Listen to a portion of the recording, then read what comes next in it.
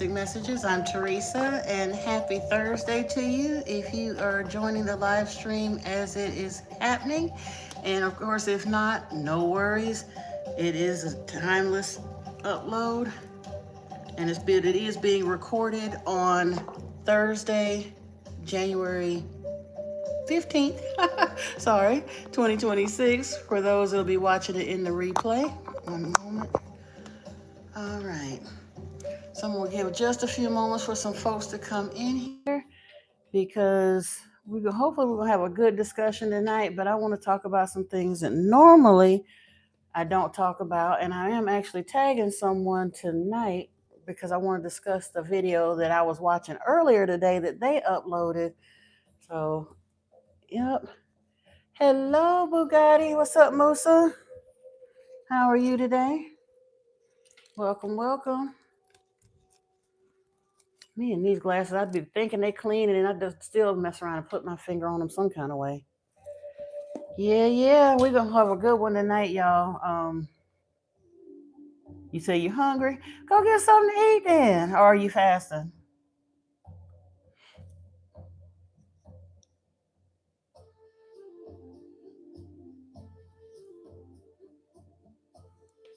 Is that too loud? Let me see. That might be a little loud. They taking too long. Uh-oh. Well, I mean, you could be cooking it yourself, you know what I'm saying? So it might not be that bad. We're having to wait for it a little bit. I was trying to give an opportunity for some folks to get in here because I definitely want to recommend something to somebody. Hey, Bliss, how are you? Welcome, welcome. Happy Thursday to you. Trying to give some folks a few minutes to get in here because we are going to get back into take up our discussion kind of sort of where we left off before. But before we do that, y'all, today I spent some time. I didn't mean to spend as long watching it as I did, but I kind of got into it. And it's not that it's anything necessarily new, but the way it was outlined. I could not remember the channel name for a video that I was wanting to recommend. I've been talking about it for a while, but I actually took some time to go. The channel, they uploaded something and it jogged my memory that was the channel. So on the playlist that I have, items of interest, I uploaded 3 videos today that had not previously been on that playlist. And one of them is the one that I had been talking about the history of Yahweh through time, and that is by Myth Vision Podcast. But I did upload it to the playlist items of interest. If anyone is interested in that, I highly recommend it. It's about a 2.5-hour video, but it is certainly worth the watch, in my opinion. And then also the hidden truth of the Bible, who are the Anunnaki, an ancient Anunnaki Ancient Mystery is the channel that did that one, but I uploaded that one as well. But the one that I want to talk about that I was watching today, I caught him as it was in premiere, and I kind of got caught up watching it, but it was with the Young Elder. And the video was talking about the dark business of celebrity energy harvesting. And a lot of the stuff that is in there has been talked about before, but the way he compiled the information and the different clips and quotes, pieces from different celebrities or people surrounded around the industries, the way they were talking about it, it was done very comprehensively and very well. But the main thing that I love was the way he started out talking about the correlation between Baal or they, some people call him Baal, and who Baal was initially before he was absorbed by Yahweh, because Baal is Adad, which was one of Yahweh's Enlil's sons. And then later on, he was kind of absorbed by El, but then the El Baal persona, if you will, was absorbed later on by Yahweh. But then it was talking about how the Beelzebub connection became known, associated with Baphomet over time, and how that relates to what we're currently seeing in the industry today, in the music industry, in Hollywood, and all of that. It was a very, very well done piece. Now, I'm not going to lie. If you're squeamish, there are a couple of spots in there where they do some of them audios that were released last year, a year before, with some of those celebrity figures getting diddified, They don't show anything physically graphic, but there are some audio there that is a little bit concerning. But it's like I said, if you've been following the whole Diddy thing, it's not anything that you haven't heard of before, but it is part of the compilation. Hey, Craig, welcome. So yeah, I definitely recommend go and checking that out. That was one of the reasons I tagged this video with at the elder, so you can the young elder, so you can find it. And of course, once it uploads, I will actually link the actual video I'll pin it in the comments if you want to go and check it out. But if you go to the young elders page, it is the upload that was done today. In fact, I think it was just uploaded like 2 or 3 hours ago. He also has a live stream that is upcoming later on tonight that I wanted to check out, and I haven't seen it because, again, it hasn't happened yet, but it's called The Philosopher's Stone with Orishas Stone. Now, I don't know if he's going to be talking about the dark way that the Orishas have been manipulated, but, it might be something very interesting. He always puts out really, really informative content. Hey, Gene Barnes, welcome. Welcome in. Welcome in. I hope you have a wonderful time here tonight. I was trying to let a few folks come in here before we get going. But the main thing that it kind of got me, because we talk about the industry and how it's become so corrupt, and people talking about selling their souls and all that. Now, the one thing, there's about 20 minutes left on that video that I haven't listened to yet, but so far into the video, I've listened to over an hour of it. The one thing that I would love to have heard that I didn't hear, because I think a lot of people in mainstream still don't get it, is that Baal, Yahweh, Baphomet, all of that are still basically flip sides of the Enlil Yahweh coin, because a lot of people were talking about selling their soul to the devil versus what the scriptures say about how not to displease the Most High, and how we got to do this and that and to not displease God. And the religion today still does not make the correlation that Yahweh is Baal, Baphomet. Like I said, it's all absorbed under the same energies. It's just basically the overtly light appearing side of Yahweh Enlil versus the overtly dark side appearing of Yahweh Enlil. But all the energies feed into the same vehicle. Yeah, I would appreciate if y'all help get the likes up. That would be lovely. Hello, Blessed Divinely. Welcome, welcome. But yeah, I'm not going to spend a whole lot of time on that because, again, like I said, some of the pieces. Now, I will say there were some things. I don't follow all of that industry gossip and the Diddy thing as closely as some people may, but some folks since was named in there, and some of the things, I mean, not even just named, they were actually doing like interview clips of things that had happened over time and who said what and who did what with whom and all of that, that really put an even broader picture stamp on the picture. Like, I knew Clive Davis was, Clive, but I didn't really follow him closely enough to hear him say out of his mouth how he was starting to push the bisexual agenda back in the day and all of that kind of stuff. But they were talking about the rituals and the wearing of the dresses and the confusion and all of that. It's a very interesting article or video that you might want to check out. But now, without further ado, we're gonna get into some more. Like I said, we all up in the nature of Yahweh, so we're gonna go back into the Bible because that's where he really, really shows his thing. People get all scared about Baal and Satan and all of that, but even when he's presenting himself as Yahweh, he ain't nothing nice. And the people that serve him, because that was the thing that I have been big on lately.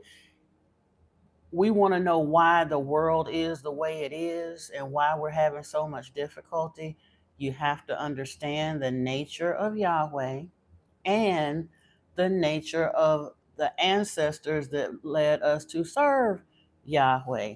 And as I was going through the scriptures today, we took off one of the things that I had missed when before we were talking about Dinah. Right before then, I wanted to mention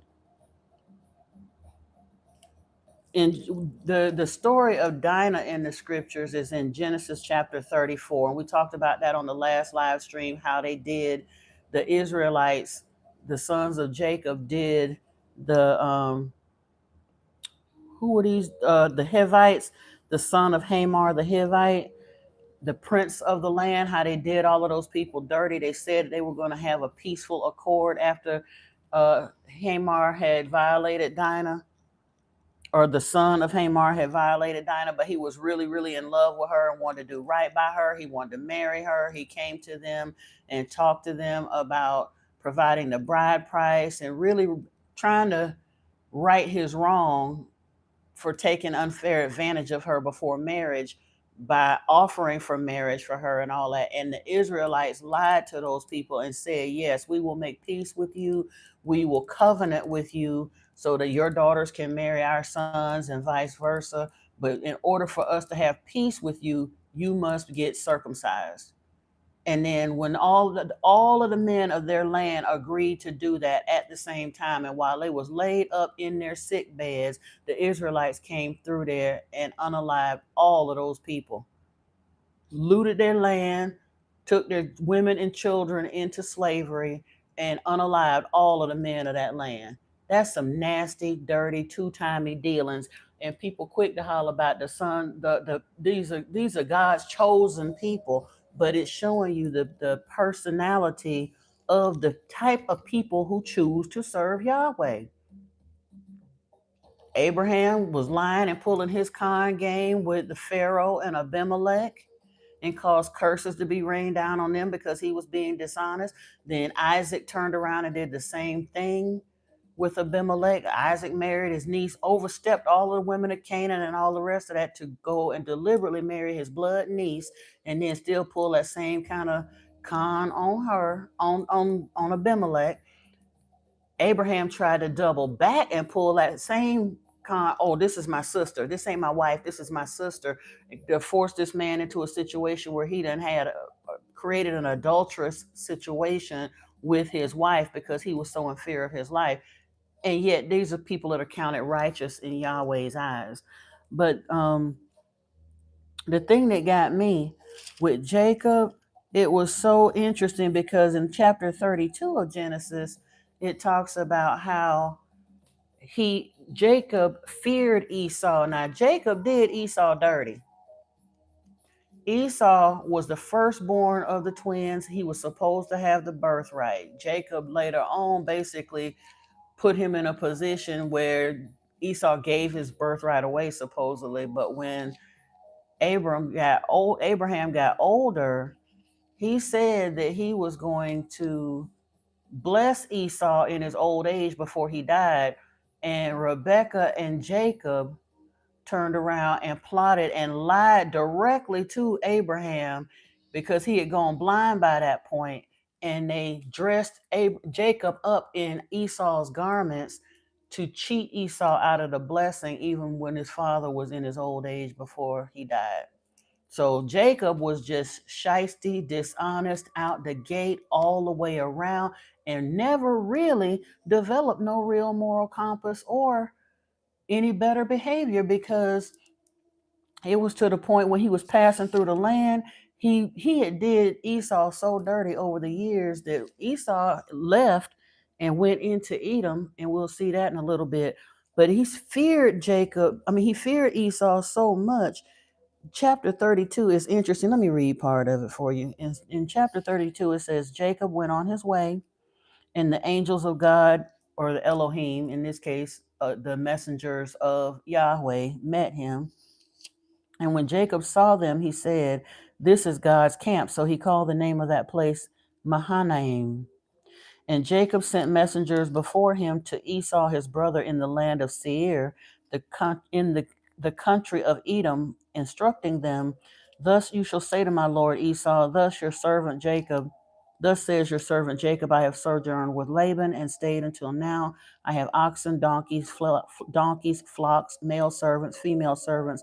I have sent to tell my lord in order that I might find favor in your sight. So he was he was so afraid. He had done Esau so dirty over the years that he was afraid that when he passed through Esau's land, that Esau was going to have it on sight with him. So he had to send people ahead to pave the way so that he could pass peacefully through his brother's land. He's so afraid because Jacob know how dirty he act. So he was afraid Esau was going to behave the same way. Esau didn't do him like that.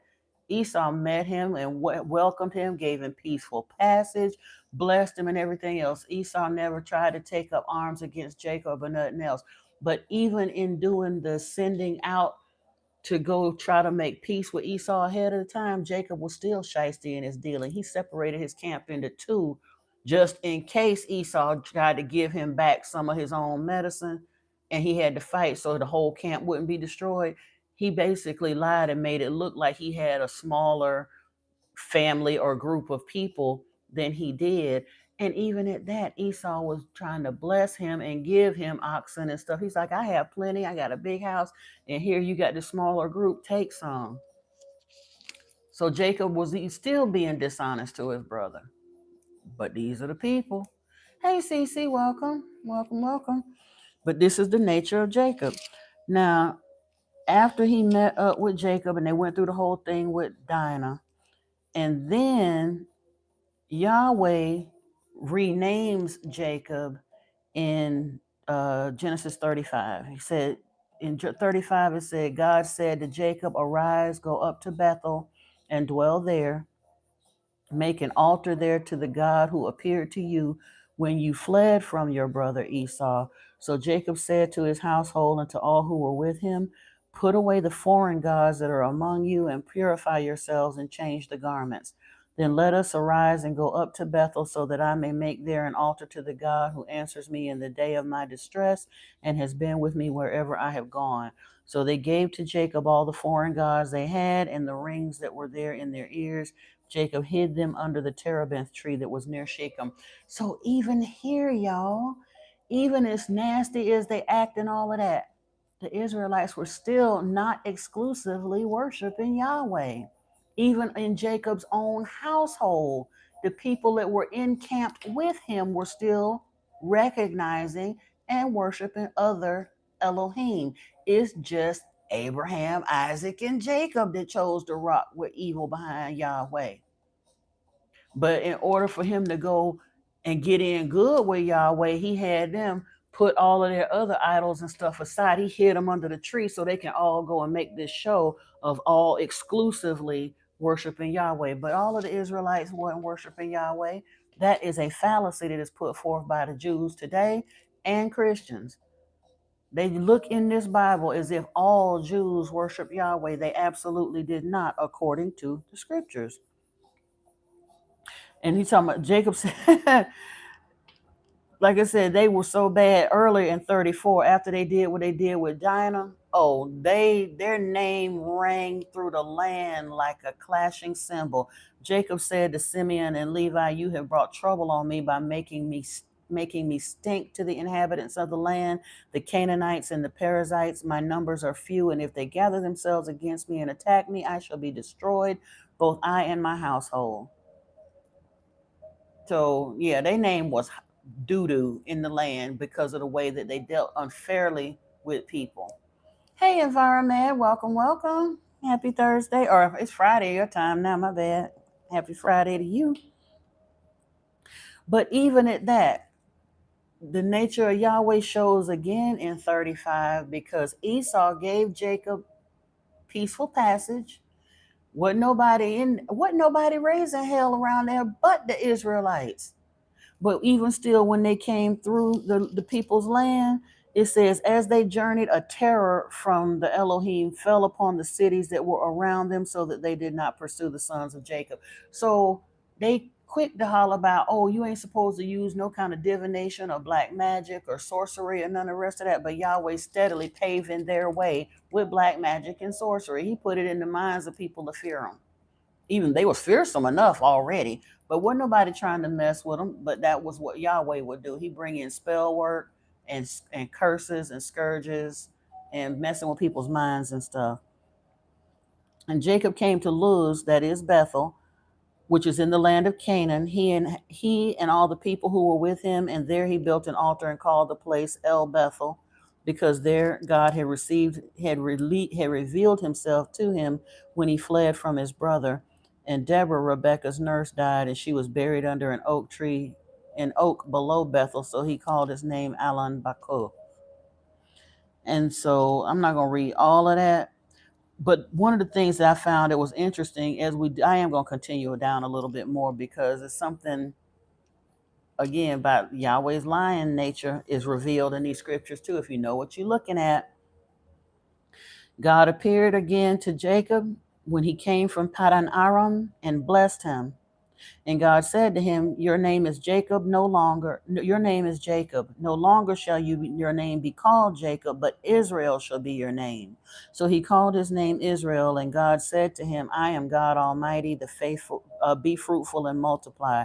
A nation and a company of nations shall come from you, and kings shall come from your own body. The land that I gave to Abraham and Isaac I will give to you, and I will give the land to your offspring after you.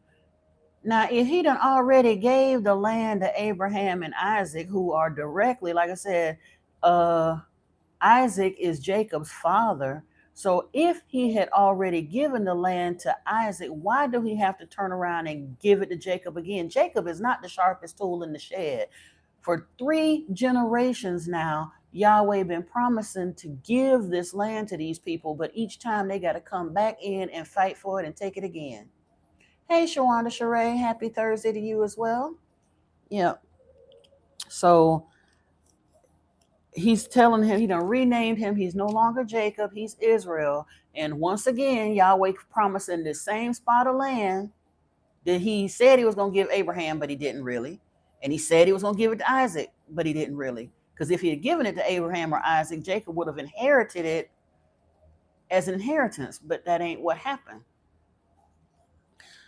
Then God went up from him in the place where he had spoken with him, and Jacob set up a pillar in the place where he had spoken with him, a pillar of stone. He poured out a drink offering and poured oil upon it.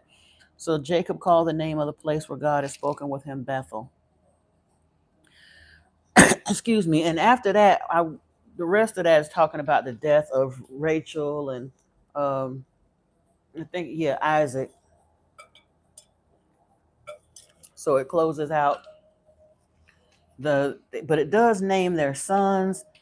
And it's interesting because I think Rachel died in giving birth to Benjamin.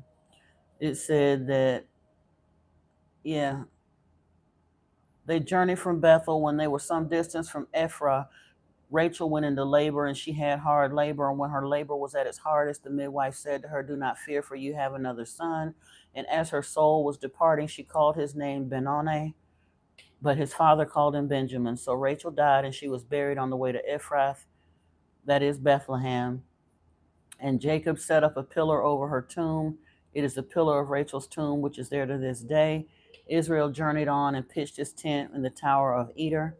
And then while he was in Eder, he conceived, he lay with Bilhah, who was his father's concubine, and Israel heard of it.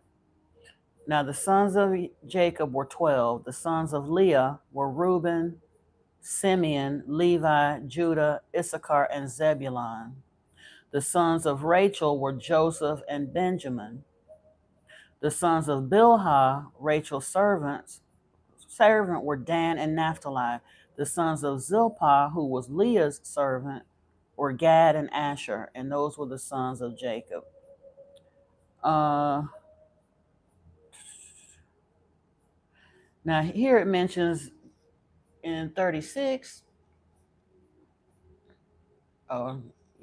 It mentions in 36 the generations of Esau, and it does point out here that Esau is Edom. We talked about the fact that Yeshua is an Edomite, so he is a descendant of Esau. And it's very interesting as I'm reading through Genesis, the personality of those two twins were dark and day. Jacob was violent, he was dishonest, very just scheming, plotting, scheming, lying, all of that. Esau was peaceful. Even in the giving away of his birthright, when Jacob pressed him about the stew, he was like, what good is my birthright going to do if I sit in here starve to death for it? If you want it that bad, take it. Just give me something to eat. I don't want no problems, you know? And that's how Jacob basically tricked Esau out of his birthright. But it says Esau took his wives from the Canaanites. Now, again, they was in the land of Canaan. That only made sense. Why would you bypass the people that's right there around you to deliberately go back into your father's house and marry your close female relatives? But Isaac chose to go marry his niece, and I think Jacob went and got one of his first cousins or something. But yeah, they deliberately bypassed the Canaanites. Esau said no, and he took his wives from the Canaanites. Ada was the daughter of Elon the Hittite. Oholibamah was the daughter of Anah, the daughter of uh, Zibeon the Hivite, and then Basemath was Ishmael's daughter, the sister of Nebaioth. And then Adar bore to Esau Eliphaz, and then Basemath bore Ruel, and Oholibamah bore Jeush, Jalem, and Korah. But they all came from Canaan. He didn't go and choose to marry wives from amongst his blood kin. But it does say that he went into the land, he went away from the rest of the Israelites. Because, like I said, the Jacob people, Israel wasn't nothing nice. And they had a very nasty reputation in the land because of the way they treated people. But it said Esau took his wives, his sons, his daughters, and all the members of his household, his livestock, all his beasts, and all his property that he had acquired in the land of Canaan. He went into a land away from his brother Jacob, for their possessions were too great for them to dwell together. The land of their sojournings could not support them because of their livestock. So Esau settled in the hill country of Seir, which Esau is Edom. And then it talks about the different ones. Well, I'm not going to get into all of the genealogy. We don't have to go through all of that. But it talks about Joseph, who was one of his sons. We all hear about Joseph and the Technicolor dream coat and all of that good stuff. He had the coat of many colors. But Joseph was a prophetic dreamer. He had the gift of sight. So again, the scriptures tell us that divination is wrong and all of these things are wrong, but Joseph was a dreamer. And Jacob's other sons were so nasty that they were so jealous of him, they plotted to kill their own brother. And Reuben was the only one of the other 11 brothers who said, no, don't kill him. Let's just drop him over here in the pit. And, you know, he'll be all right. We'll say that he got lost or whatever. But rather than take his life, he begged the other brothers, don't take his life. Let's just drop him in the pit. And they did. There was no water in that well, but they dropped him down in there. He could have gotten hurt from just the fall, but they left him there. And the other brothers were so mean and nasty till when Reuben left, they doubled back and got him up out of the pit and sold him to the Ishmaelites, the Muslims, because the Muslims come from the tribe of Ishmael. Hey, in mind sights, welcome, peace and greetings to you as well. So yeah, they, like I said, they plotted on that to literally kill their own brother. So if they so wicked that they will do that, and he hadn't done nothing to them, they were just jealous of him. Maybe because he had the gift of prophetic sight. I don't know, but yeah. And Reuben was genuinely upset when he found out that he was gone. He didn't know that he had been sold to the Midianites, and well, like I said, I think the Ishmaelites sold him to the Midianites, and then the Midianites sold him into Egypt to Potiphar's wife.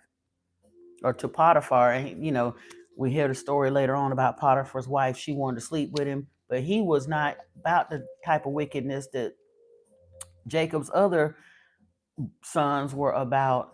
They were sleeping with their daddy's concubine. They turned around and 38 is interesting because Yahweh comes in here. Apparently some of these kids in Jacob's camp was not as nasty as the rest of the Israelites, and Yahweh killed them. In 38, it says, it happened at that time that Judah went down from his brothers and turned aside to a certain Adulamite whose name was Hira. There Judah saw the daughter of a certain Canaanite whose name was Shua.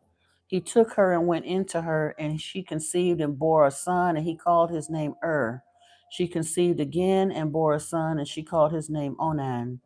Yet again she bore a son, and she called his name Shelah. Judah was in Chezib when she bore him. And Judah took a wife for his firstborn, and her name was Tamar. But Judah's firstborn, was wicked in the sight of the Lord, and the Lord put him to death.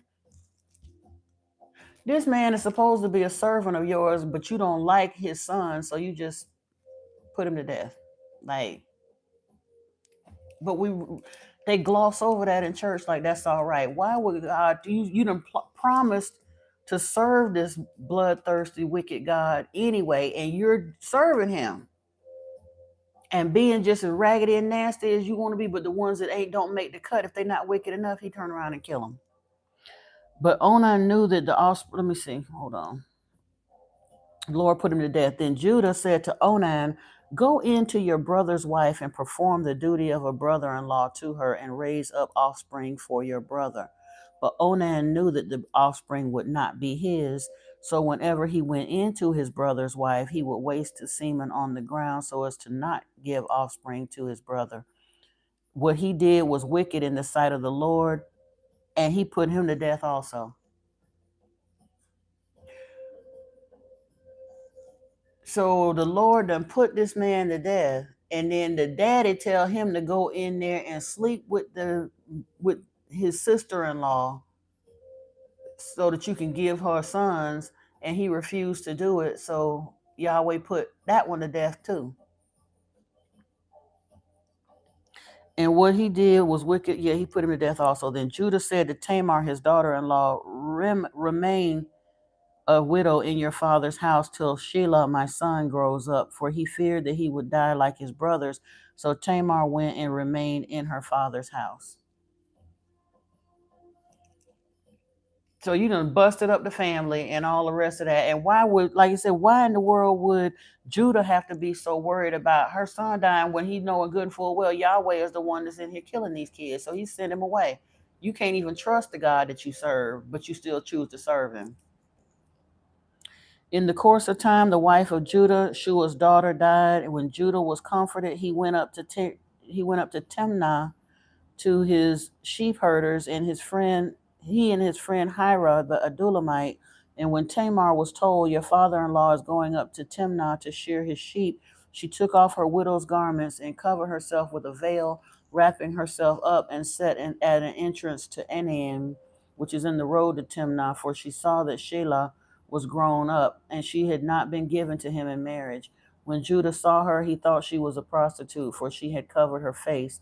He turned to her at the roadside and said, come, let me come into you, for he did not know that she was his daughter-in-law. She said, what will you give me that you may come into me? He answered, I will send you a young goat from the flock. And she said, if you give me a pledge until you send it. He said, what pledge shall I give you? She replied, your signet and your cord and your staff that is in your hand.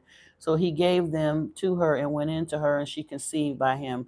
Then she arose and went away, and taking off her veil, she put on the garments of her widowhood.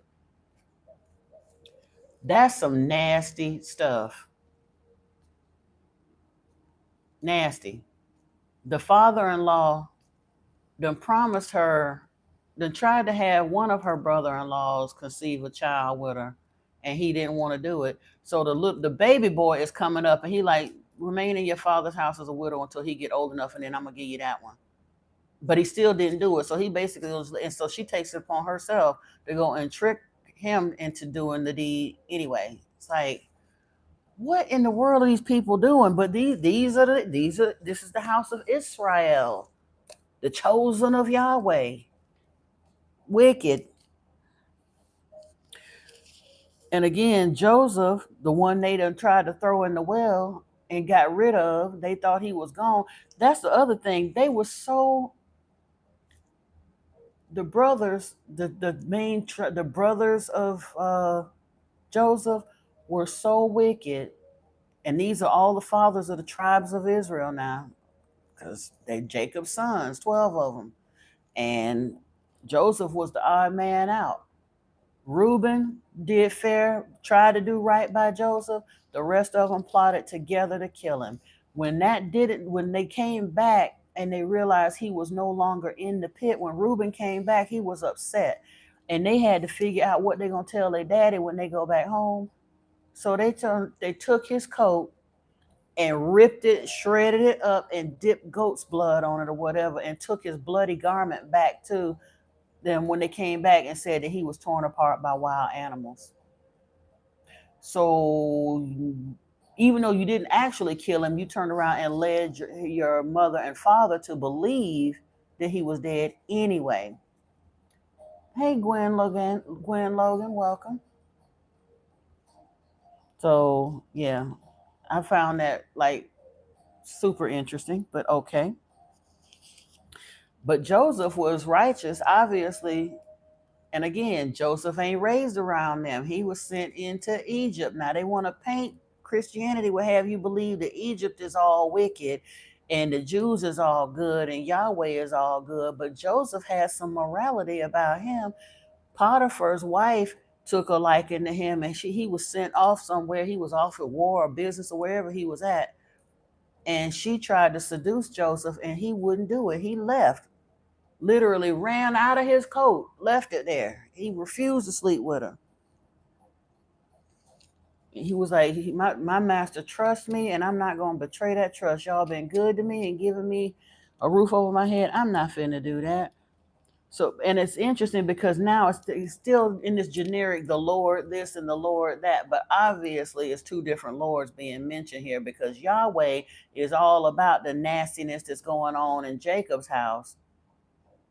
And the ones that didn't get down with the nastiness in Jacob's house, he put them to death. So when Joseph refused to commit adultery with Potiphar's wife, and it says that the Lord showed him steadfast love and gave him favor and kept him in sight, that's not the same Lord. That's not Yahweh.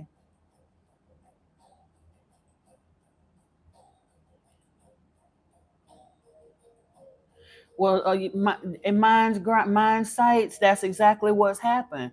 In all of, look at religion today. They hold this book as holy and tell us that these are the chosen people of God, so much so that Paul says that Christians are considered the Israel of God. They emulate Israel. So that's why I said, before we get so excited about serving Yahweh, we need to know the true nature of Yahweh. And the only reason we serve Yahweh is because of those scriptures that say things like, as for me and my household, it says, choose this day whom you will serve. But as for me and my household, we shall serve the Lord. They chose to serve Yahweh. Abraham chose to serve Yahweh. Jacob chose to serve Yahweh. Moses chose to serve Yahweh. Yeah. And the confusion comes for a lot of these stories that happen here is because they've genericized a lot of it. They're telling you that there are other Elohim in here, but they're not naming none of them. They scrubbed most of the other Elohim out of the scriptures except for Yahweh, except for the ones that they want to paint as evil or demonic, like Asherah and Baal and Beelzebub and Kiyun. Those are the ones that are named, the other Elohim that are named in the scriptures, but they've painted it Christianity and put a spin on it to tell you that those are pagan and evil and foreign gods. They was only foreign to Israel because Israel chose to serve Yahweh. It ain't like they didn't know there was other Elohim. People say that the Israelites were monotheistic. No, they weren't. They were henotheistic. That means that they knew there were other Elohim, but they made a conscious choice to serve the worst of the lot. Because for real, Yahweh, Enlil, and Adad, well, not Adad, Yahweh and Marduk were genuinely the absolute worst of all the Elohim according to the Lost Book of Enki. The things that they did, just horrible. Yeah.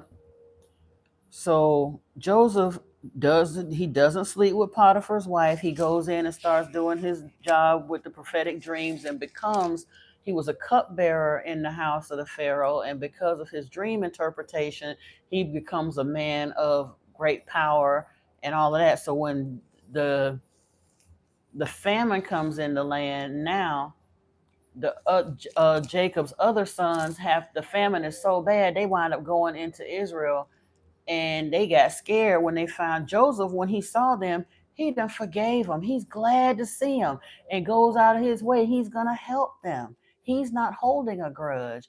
They still worried and upset. They were scared to go in there when they found out because they knew they had tried to kill him. If he was as wicked as they were, he'd have sent them right on back out of there with nothing and let them starve. You say you notice that, and how only sometimes the Most High is referenced. But because even the very idea of Most High minds sights, that's a Yahweh construct. Yahweh, the only reason he was considered the Most High is because he had rulership bestowed on him by his father Anu. The title of Lord of the Command was given to him when they first came here from Nibiru, but he ain't the Most High, nothing. He wasn't the one he was not the progenitor of the human race. And by the time we get around to these scriptures, like I said, it was literally over 600 Anunnaki on the planet by the time these scriptures were written. Not only that, after a while, I think it was more than that, because they began to marry and have children while they were here. So it was 600 initially that came from Nibiru and were on Earth, not including the 300 that were on Mars refining the gold, but living on Earth. There were 600 that had got on a spaceship from Nibiru and flew to Ea and landed here and set up camps and leadership and all of that. And the temples that we see all around the world, all those ancient temples, those were the homes of the Elohim. Yes, they were places of worship for humans, but that's because the humans had to bring in the food and the grain and the oil and everything else that they got. Humans served the Elohim. The Elohim wasn't gonna get out there and hunt and fish for themselves. So they enthroned themselves as deities in an area, but those big elaborate temples, they weren't made by humans. They were the homes of the Elohim.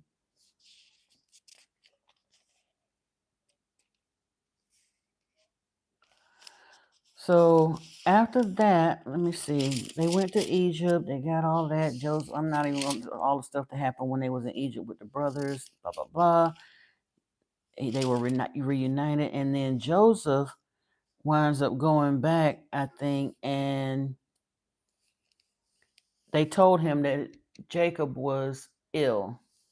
So he went back and winds up going back to visit, and he took Manasseh and Ephraim with him.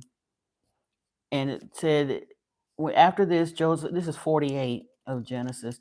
Behold, your father is ill. So he took with him his two sons, Manasseh and Ephraim. And it was told to Jacob, your son Joseph has come to you. Then Israel summoned his strength and sat up in bed. And Jacob said to Joseph, God Almighty appeared to me at Luz in the land of Canaan and blessed me and said to me, behold, I will make you fruitful and multiply you, and I will give you a company of peoples, and I will give this land to your offspring after you for an everlasting possession.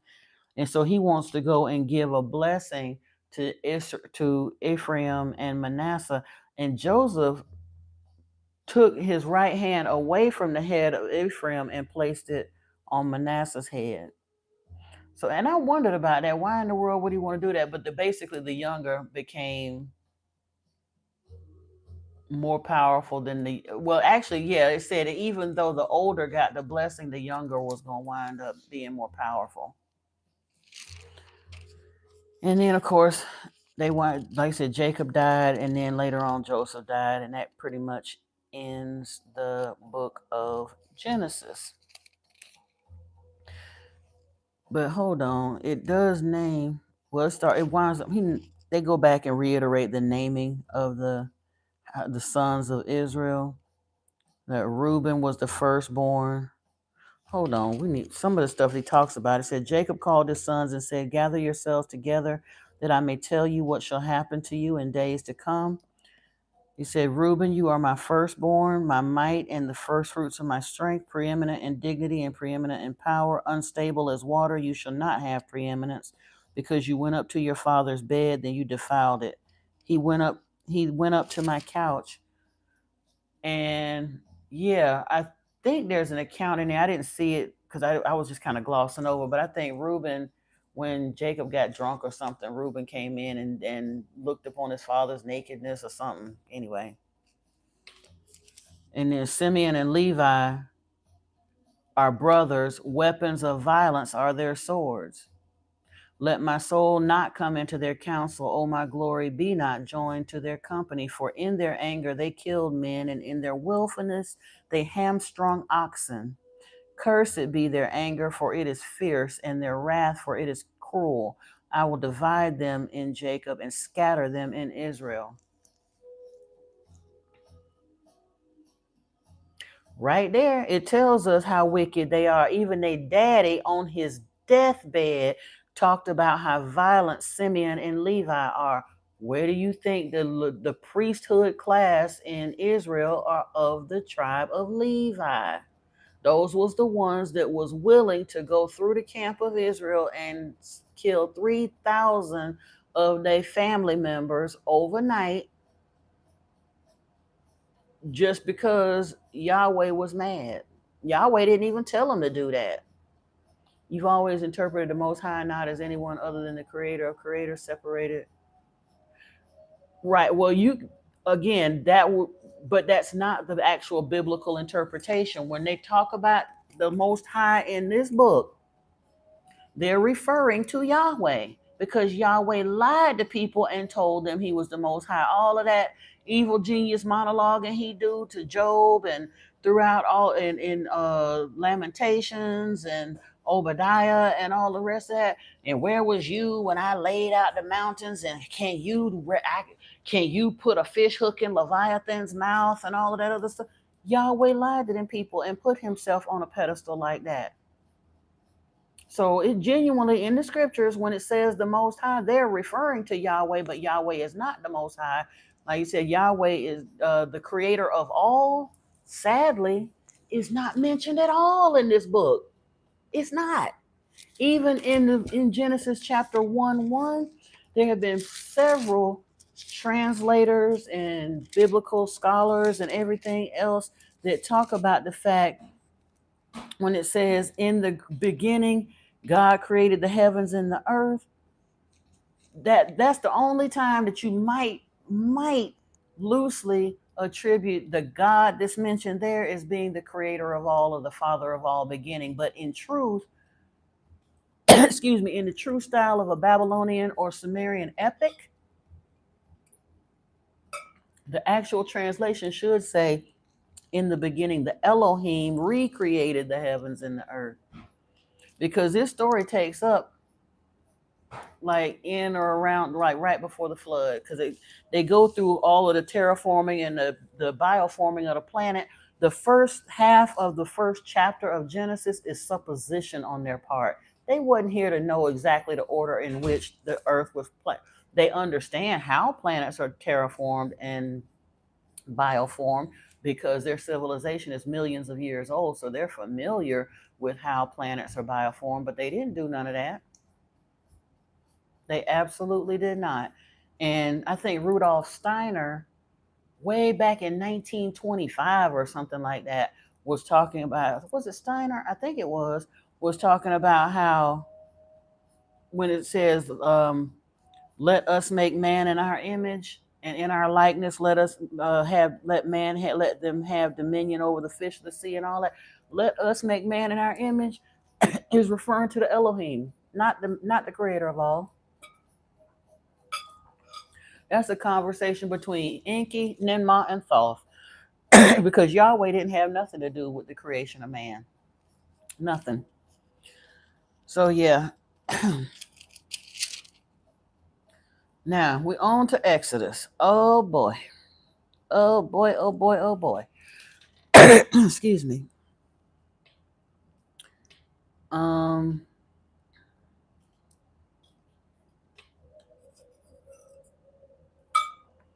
Sorry, y'all. I got a horrible tickle in my throat.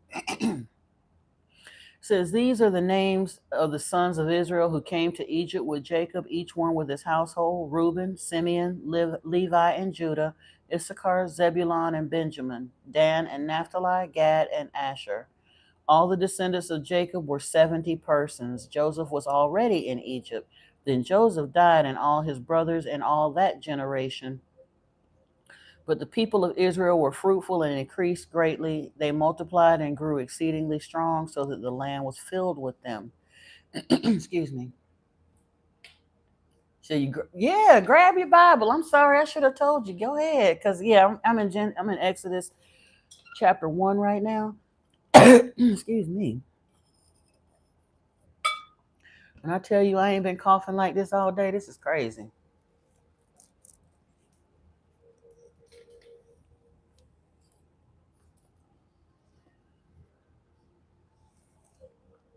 But yeah, in verse 8 of Exodus 1, it says, now there arose a new king over Egypt who did not know Joseph. And he said to his people, behold, the people of Israel are too many and too mighty for us. Come, let us deal shrewdly with them, lest they multiply. And if war breaks out, they join our enemies and fight against us and escape from the land. Therefore they set taskmasters over them to afflict them with heavy burdens. They built for Pharaoh store cities, Pithom and Ramses. But the more they were oppressed, the more they multiplied, and the more they spread abroad. And the Egyptians were in dread of the people of Israel, so they ruthlessly made the people of Israel work as slaves. Now you can hear the politics in that, because they didn't just they didn't just make them slaves; they almost had to. Hey, Paul, welcome. They almost, like I said, the Israelites had such a nasty reputation all throughout the land. They were a scourge upon the land wherever they went. And Israel said they getting along. I mean, Egypt said we got to put these people to work because they're gonna mess around and turn on us because they're becoming too many. And again, of course, they're becoming powerful because Yahweh don't have no problem with having them intermarry amongst each other and brother-in-law marriage and sister-in-law, all of that stuff. The ones that refuse to do it, he'll put them to death. But they are wicked people. So they're in Egypt and they stayed there so long instead of just leaving and going on about their business to whatever land Yahweh would. But again, Yahweh done left them by now. If they were servants of Yahweh, what they doing camped up in Egypt? They went to Egypt because of the famine. I get that part. That's cool. But when the famine was over, why you didn't take care of your behind on up out of Egypt? No, they enjoyed being there. And they overstayed their welcome and had such a nasty reputation that eventually they were taken and they were conscripted to work. And why shouldn't they?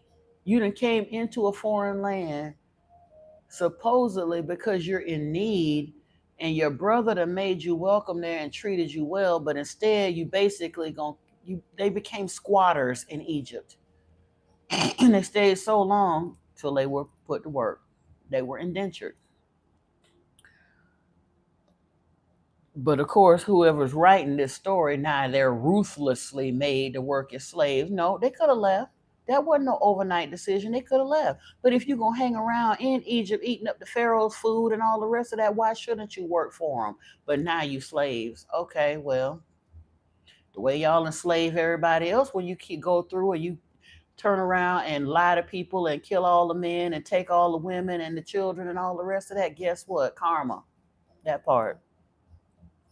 Then the king of Egypt said to the Hebrew midwives, one of whom was named Shiphrah and the other Puah, When you serve as midwife to the Hebrew women and see them on the birth stool, if it is a son, you shall kill him, but if it is a daughter, she shall live. Now, religion have us feeling like, oh, the poor Israelites, the Pharaoh wanted to kill all of the firstborn sons and all the rest of that. Well, they ain't doing nothing that the Israelites ain't did. And they were becoming a problem. They were proliferating like roaches in Egypt. So Pharaoh said, the way, no matter what we do, they keep on proliferating like roaches. So what we gonna do is, if it's a firstborn son, get rid of them, solve the problem.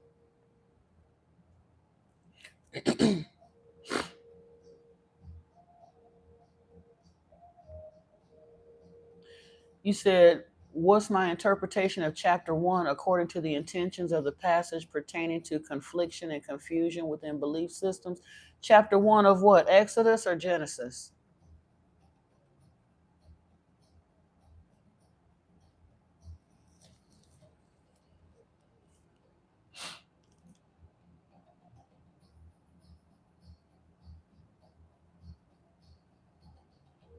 In Exodus? That's what we're talking about now. I'm saying religion has us believe that it was such a horrible thing, that the Israelites were so persecuted, that the Pharaoh was so wicked by enslaving them, like it was an act of war, that they were treated unfairly and they were captured and taken into captivity. That is not what Exodus chapter 1 says. Exodus chapter 1 says that basically, you got to remember, when we were in Genesis, they voluntarily went to Egypt because of the famine in the land. Egypt was prosperous, and so they were able to survive the famine in Egypt. Egypt was doing fine, but the Israelites had been a nomadic people. They were in the land of the Canaanites, and then they had gone over to the Midianites, and they had gone over by the Hivites, and everywhere they went, they left death and destruction everywhere. Joseph even told, Jacob told them that they had made his name stink in the land. They had treated people so nasty after what they did to the Hivites with Dinah and her people. So they had a nasty reputation everywhere. So when the famine hit the land, they was in such bad straits, rather than starve to death out wherever they was at. They sucked up their pride and went into Egypt to beg for food, for relief from the famine. And the brother that they had thrown into the well and tried to kill, they found out, lo and behold, he didn't actually die. He had been sold to the Ishmaelites first, and then later on he was sold to the Midianites. But the Midianites, so I think it was the Midianites that sold him to Potiphar, who was a high ranking official in Pharaoh's house. And Joseph was not like the rest of the Israelites. He was a faithful man. He was honest. He was hardworking. He served the Pharaoh loyally. He interpreted dreams. He had the gift of dream interpretation. So he was not a servant of Yahweh. Joseph found favor in the eyes of Lord Enki, or Ptah, who was the Pharaoh in Egypt at that time, or maybe not the physical human Pharaoh, but Ptah was considered the ruling deity in the Egyptian pantheon, which Ptah is Enki, not Yahweh. Okay? So when they go into Egypt during this time of famine, Joseph looked out for them. And instead of them surviving the famine and then going on about their business, it got so good to them in Egypt, they chose to stay. And just like everywhere else, they started becoming like roaches. They started proliferating and taking over, and the wickedness and the things that they bring with them, because even their own daddy said they was a violent and wicked people. They do things that's so evil, like hamstringing oxen. When you hamstring something, it can't even walk properly no more. Why would you hamstring an ox? Just evil. But they'll do that to other people's stuff so they can't plow their land. You know, you go in there and maim somebody's livestock so that they can't survive. go in and lie and kill, like I said, kill all the men and essay the women and take the children into slavery and all that. That's the kind of stuff the Israelites were doing. So when they started proliferating in Egypt, Joseph done died now. The one that found favor, the good Israelite, has died. And the rest of these rapscallions are in Egypt and they are multiplying like roaches. And the new Pharaoh in town said, we got to put a stop to this. So he instructed the midwives that anytime they were to attend a Hebrew woman's birth, if she gave birth to a son, get rid of him. Because we got to do something to reduce the population of the Israelites. They're becoming too many of us. They're being here about to take over our land, and we cannot have that because they refuse to leave. So they stayed so long till Pharaoh finally got the upper hand and put their behinds to work. But by the time we hear this story in Exodus 1, they've been so cruelly, ruthlessly taken in and made to work as slaves. Why shouldn't they work? The Bible said, if you don't work, you don't eat. But when the Israelites have to work, now they've been made to be slaves. But they couldn't have been being treated that bad, because later on we're going to see when Yahweh finally get them out of Egypt, and he had them out there scraping manna off the ground for 40 years. They went to complaining after the first few months of that. They like, well, at least in Egypt we had food. We had onions and leeks. We had decent food. You done brought us out here to starve us to death in the desert. And instead of him providing food for them, he sent poisonous snakes in amongst them to bite them, and then put a copper serpent up on a pole to make them depend on him for their very life. They had to keep looking at that serpent so that they wouldn't die. More black magic and sorcery. That's what Yahweh gave them. Yahweh didn't provide for them. Yahweh brought them curses and black magic. So that's why I say the spin that religion puts on it, all the religions, when they tell the story, they're not looking at what it actually says here. They putting this spin on it and painting the Egyptians like they all wicked and God's people was taken into captivity for no reason. No, God's people was taken, Yahweh's people was taken into captivity because they overstayed their welcome and they were squatters in the land that was taken over like roaches. So Pharaoh said, if you're going to stay here, doggone it, you're going to work. So the king of Egypt said to the Hebrew midwives, one of whom was named Sifra and the other named Puah, when you serve as midwife to the Hebrew women and see them on the birth stool, if it is a son, you shall kill him, but if it is a daughter, she shall live. But the midwives feared God fear Yahweh, I guess, and did not do as the king of Egypt commanded them, but let the male children live. So the king of Egypt called the midwives and said to them, why have you done this and let the male children live?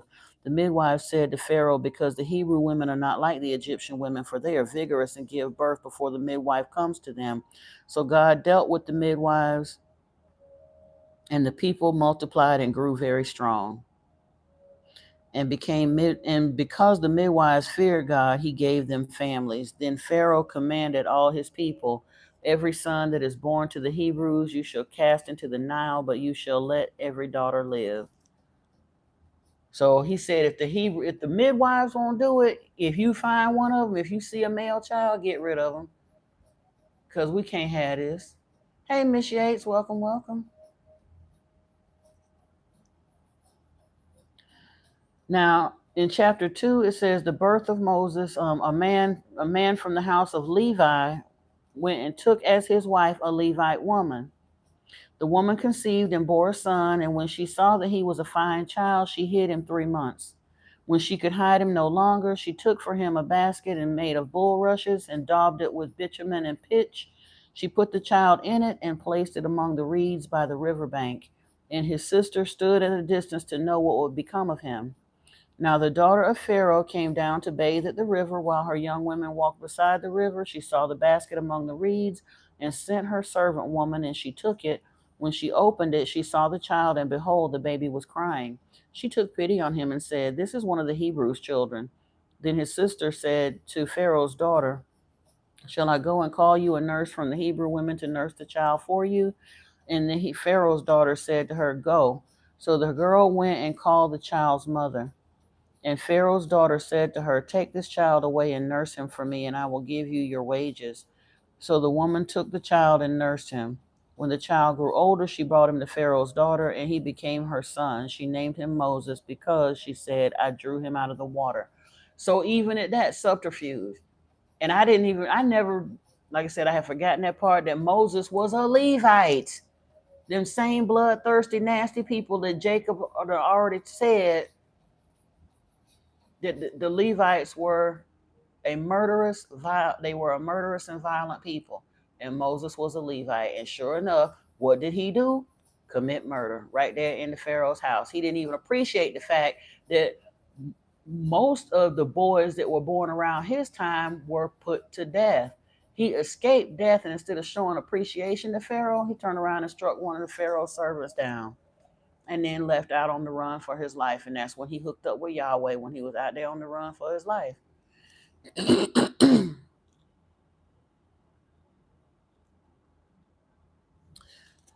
Now, yeah, it said one day when Moses had grown up, he went out to his people and looked upon their burdens, and he saw an Egyptian beating a Hebrew, one of his people.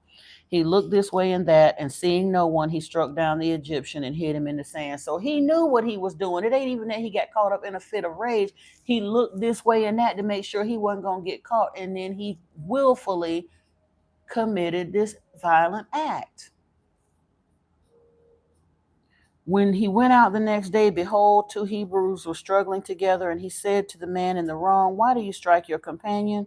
He answered, "Who made you a prince and judge over us? Do you mean to kill me as you killed the Egyptian?"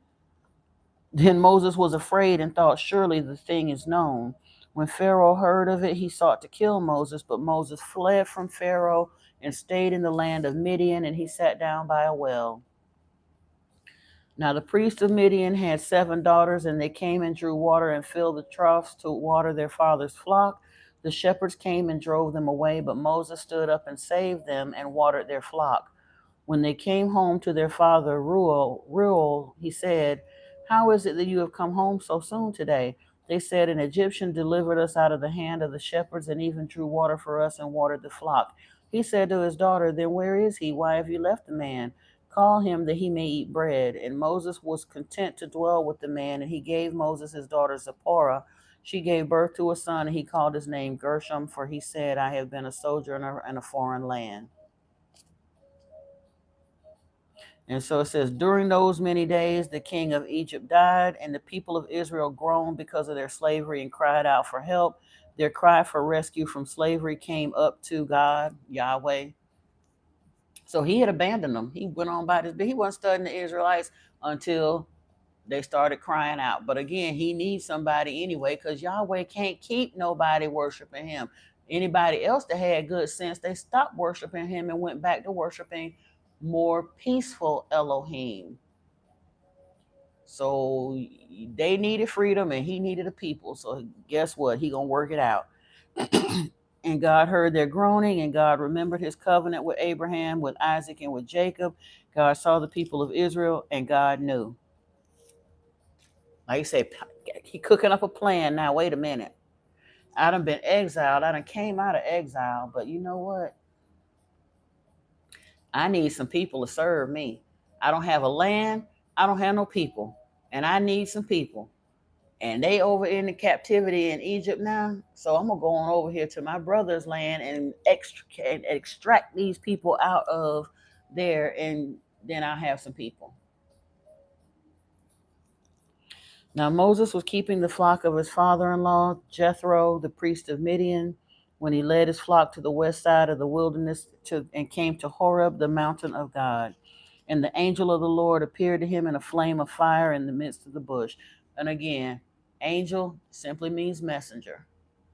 That's the flaming, all of the flaming bush, the pillar of fire, the pillar of smoke, all that, those were optical special effects that they used to keep from being seen in the flesh by humans. Yahweh is the one that said we were not supposed to see their faces, that if we saw their faces, we were to be put to death, because he wanted to continue to perpetuate the lie that they are gods and we're supposed to worship them. So anytime they wanted to deal with humans, they had to talk behind the wall, in the smoke, in the flame, in the whatever. But as Anunnaki, they had the means to provide those special effects. But that's why he was coming to him in the burning bush. He looked, and behold, the bush was burning, yet it was not consumed. So this is a special effect. Oh, it's a miracle of the Lord. No, it ain't. It's some Anunnaki technology. Because if you recall, even in the Lost Book, when mm,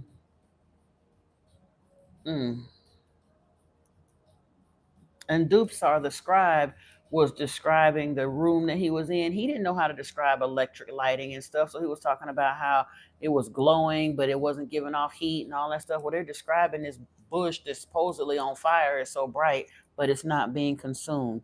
And Moses said, I will turn aside to see this great sight, why the bush is not being burned. When the Lord saw that he turned aside to see, God called him out of the bush, Moses, Moses. And he said, Here I am. Then he said, do not come near. Take your sandals off your feet, for the place on which you are standing is holy ground. And he said, I am the God of your father, the God of Abraham, the God of Isaac, and the God of Jacob. And Moses hid his face, for he was afraid to look at God. Then the Lord said, I have surely seen the affliction of my people who are in Egypt, and I have heard their cry because of their taskmasters. I know their sufferings, and I have come down to deliver them out of the hand of the Egyptians and to bring them out of the land to a good and broad land, a land flowing with milk and honey, to the place of the Canaanites, the Hittites, the Amorites, the Perizzites, the Hivites, and the Jebusites. And now, behold, the cry of the people of Israel has come to me, and I have seen the oppression with which the Egyptians oppressed them. Come, I will send you to Pharaoh that you may bring my people, the children of Israel, out of Egypt. But Moses said to God, Who am I that I should go to Pharaoh and bring the children out of Egypt? He said, But I will be with you, and this shall be the sign for you that I have sent you. When you have brought the people out of Egypt, you shall serve God on this mountain. He just left out from Egypt because he was scared for his life. And now Yahweh telling him, you're going to go right back to Pharaoh and tell him, I want my people back. It is crazy how they twist the story to their liking because they got this whole scenario. But again, when you read it and actually read it, the Israelites been twisting their story ever since the very beginning. Abraham came out the gate telling lies and twisting the story. Isaac, apple don't fall far from the tree. Isaac did the same thing. Jacob stole his brother's birthright and lied to his daddy damn near on his deathbed, did the same thing. All of them now, we're discussing 3 different generations of these people that are beginning to form the nation of Israel, and every single one of the so-called offspring, the descendants of Abraham, are dishonest, violent people that do not keep their word, who deal with subterfuge and lies, every single one of them. But they don't want nobody to say that. Can't nobody say nothing bad about them. Their own daddy says something bad about them. The God they serve talk mad stuff about them all through the Old Testament, because we're gonna get there. We've talked about it before. At the end of first and second, or in the First Samuel, I think it was, or Second Samuel. At the end of Second Samuel, he was talking about how raggedy they were and how he was basically washing his hands of them. But when you get down to Amos and Obadiah, he was talking about how wicked they were and he washed his hands of them. When you get to Ezekiel, same thing. And he was enumerating how they were dishonest in their dealings with other people, shisty business people, violent, killing people. They didn't even treat their family right. They didn't do right by their in-laws, their elderly people. Now Yahweh didn't either, but I'm just saying. He enumerated the reasons why he didn't want to have no more to do with them. When your God sign off from you and your own forefather, daddy and granddaddy talk about how wicked you are, believe them. Yeah. But the church turn around and tell us, oh, these are the chosen ones of God. So much so that we're going to name ourselves the Israel of God. We're going to follow in their footsteps. We're going to make the same choice and serve the same God they serve. And subsequently, because of that, those who choose to worship Yahweh act the way the servants of Yahweh were act. We're just seeing it play out now in the 20th and 21st century, but it's been the same story from the beginning because Yahweh gets down like that. Let me see. Yeah, then Moses said to God, if I come to the people of Israel and say to them, the God of your fathers has sent me to you, and they ask me, what is his name? What shall I say to them? God says to Moses, I am who I am. Here he go with the nonsense. And again, who in their right mind gonna choose to serve somebody that you cannot see, that will not tell you their name? Who? What sense do that make? None whatsoever. Hey, Michael Stevens, welcome. Yeah, they was past corrupt. They were past corrupt. They were outright wicked in their dealings with people. Because that's a terribly wicked thing to tell a grown man, you can live peacefully in my house, we'll deal with you, your sons can marry my daughters and all the rest of that. But in order for me to deal with you, you're going to have to follow our covenant laws. Now, we circumcise our babies on the 8th day so they don't have no pain or memory of it. But y'all are grown men and you're going to have to undergo circumcision in order to deal peaceably with us. But if you do that, we'll get along just fine and everything will be cool and hunky-dory. And the moment they do that while the men are laid up on their sick bed and you come in and kill them, that's wickedness. Premeditated wickedness.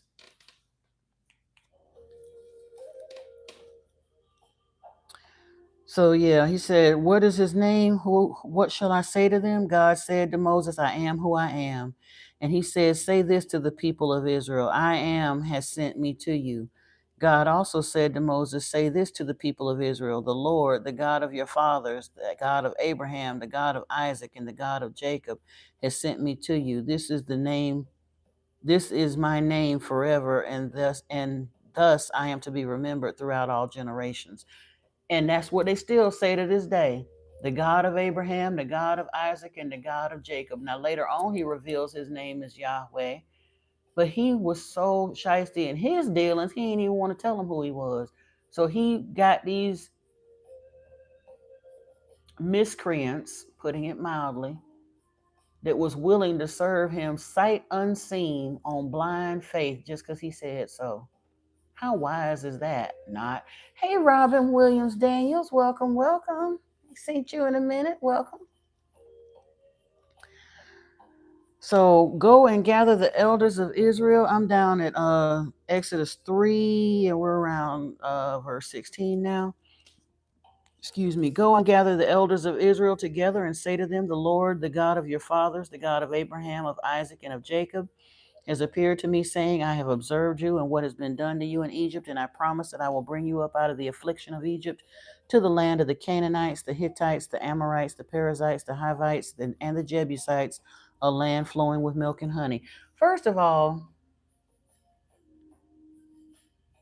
of those lands were already fully occupied by people.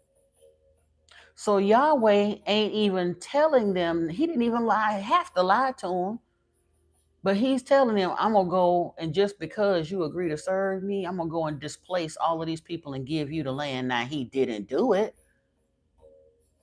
But the Israelites is so shiesty, they didn't have no moral problem with that at all. Just go and take somebody else's land.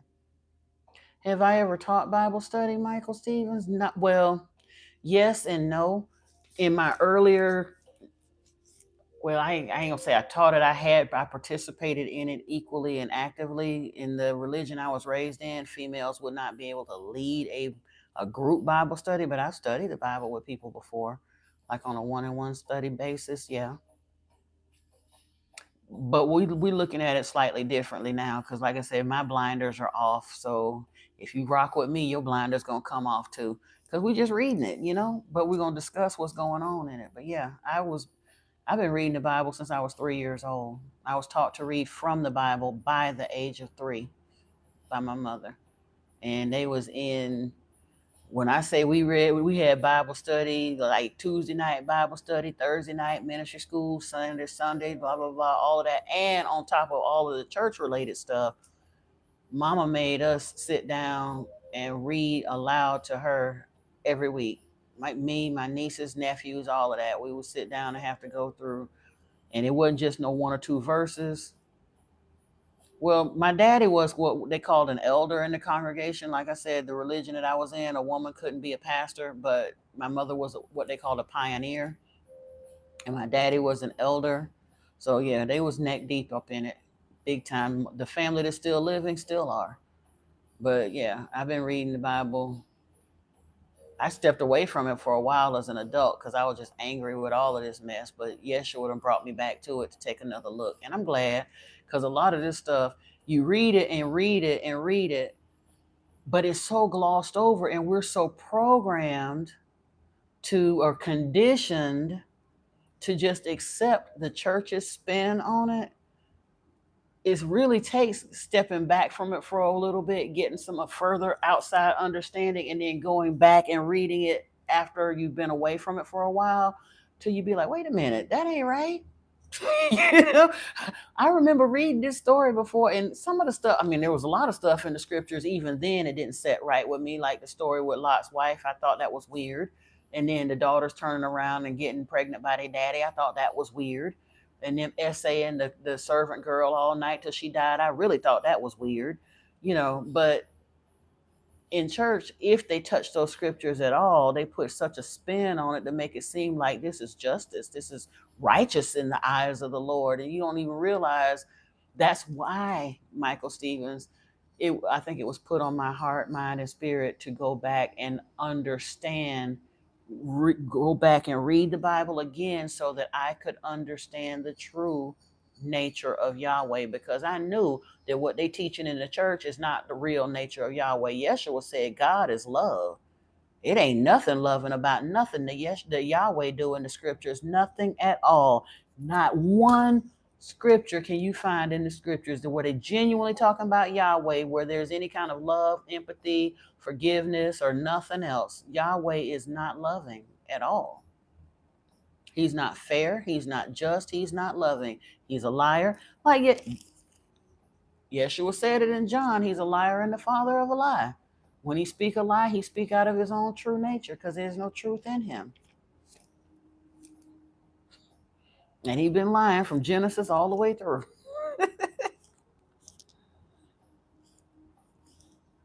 But they turn around and tell us, oh, his ways are not our ways, and you can't understand. No, I can understand. I can read and understand. You just can't sit there and put that spin on it to try to make me believe that I'm reading this stuff that he's doing, and you're going to turn around and tell me how that's righteous and just and loving. No, you don't understand, player. You know what I mean? Let me see. So even when he's conscripting to regather the Israelites to him and get them out of Egypt, listen, we talk about sending them to this land. The Canaanites, all over Genesis, they were in the land of the Canaanites and all these various people. And like Jacob said, you done made my name stink amongst these people.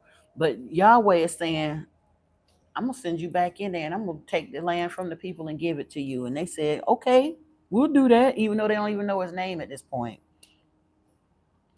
And they will listen to your voice, and you and the elders of Israel shall go to the king of Egypt and say to him, the Lord, the God of the Hebrews, has met with us.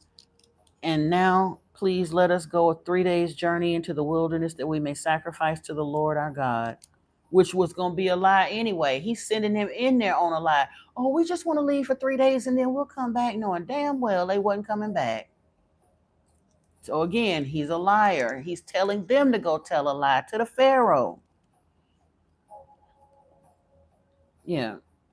The Lord, the God of the Hebrews, has met with us, and now please let us go 3 days' journey into the wilderness that we may sacrifice to the Lord our God.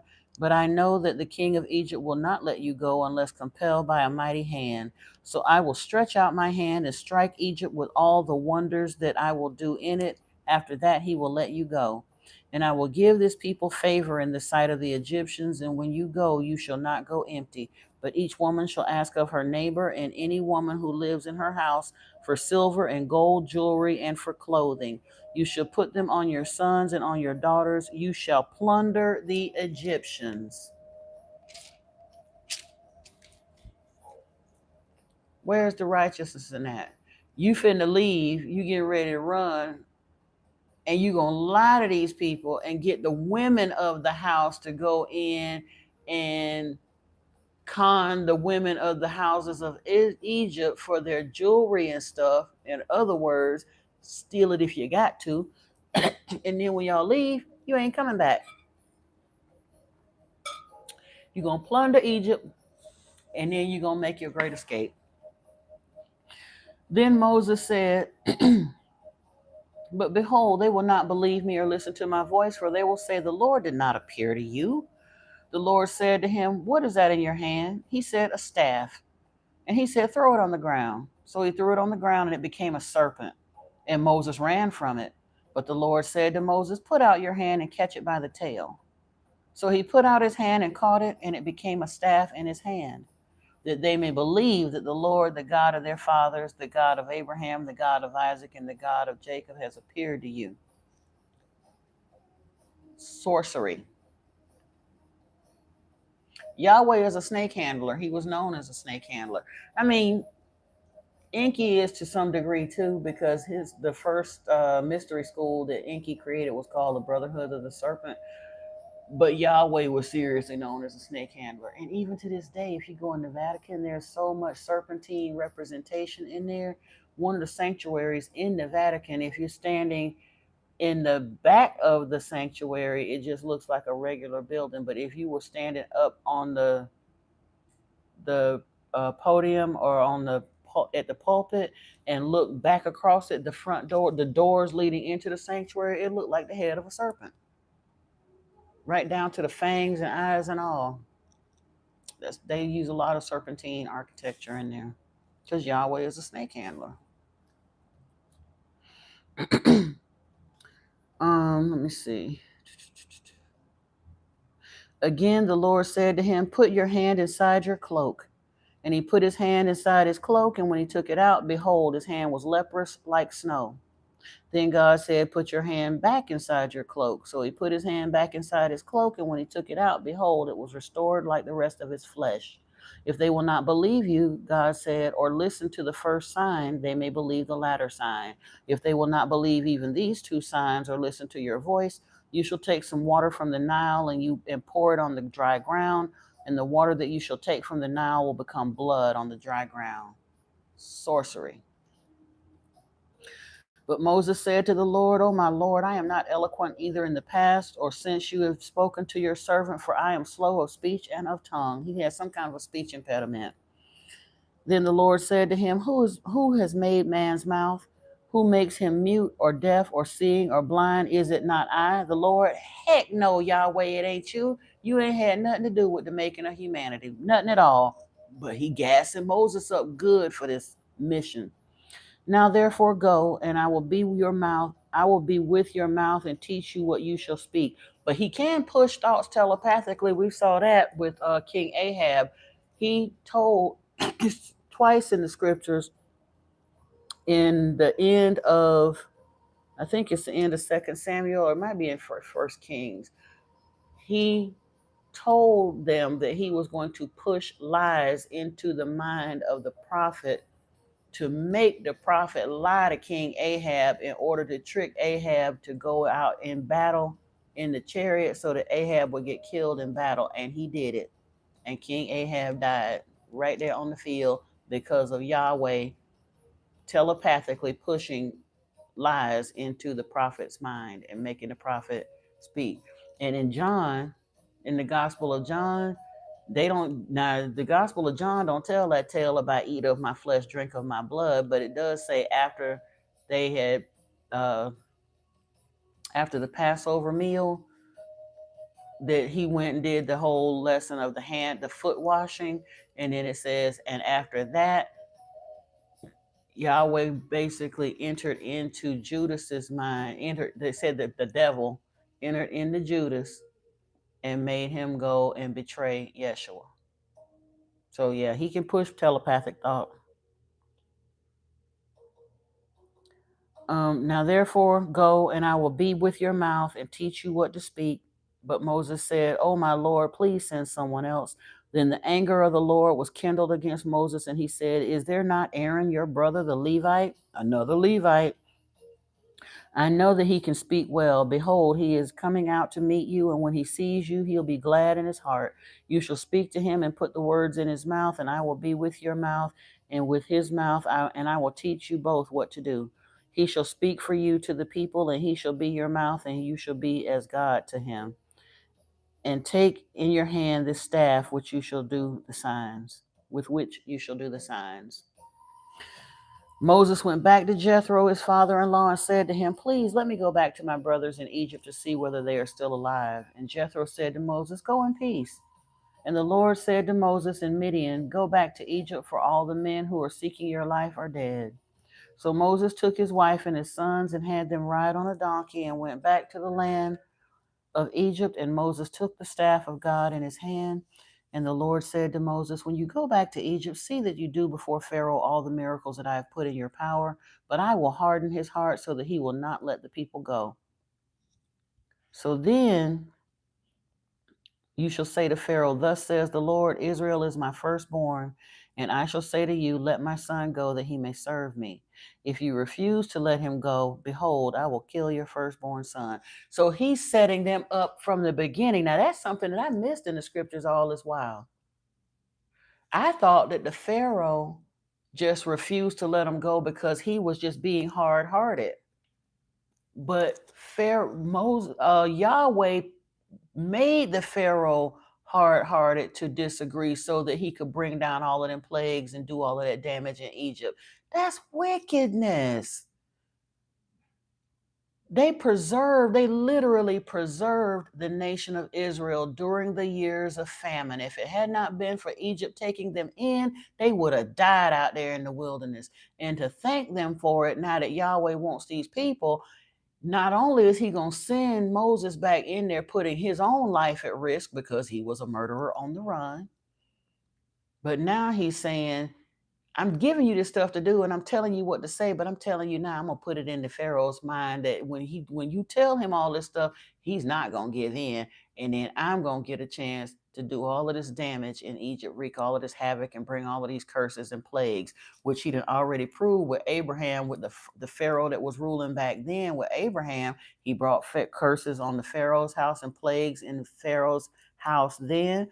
With King Abimelech, he brought plagues on there. He cursed them people so bad that the women, Abimelech's wife, and all of the women in Abimelech's kingdom were barren. They were falling physically sick, and none of them could conceive a child, all because of the lie that Abraham had told when he said, "She is my sister," and Abimelech wanted to marry Sarah. And he turned around and put curses on them people. So he's just nasty, wicked for no reason, because he ain't had to do all of that.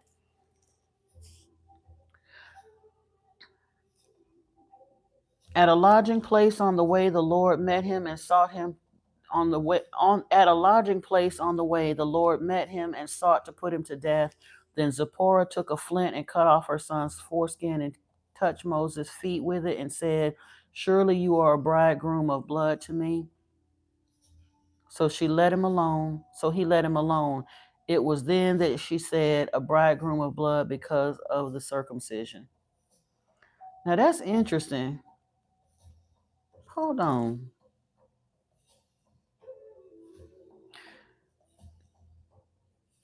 We got to read that again because he's telling him, said, "The Lord said to Moses, when you go back to Egypt, see that you do before Pharaoh all the miracles that I have put in your power, but I will harden his heart so that he will not let the people go. Then you shall say to Pharaoh, 'Thus says the Lord, Israel is my firstborn,' and I shall say to you, 'Let my son go that he may serve me.' If you refuse to let him go, behold, I will kill your firstborn son."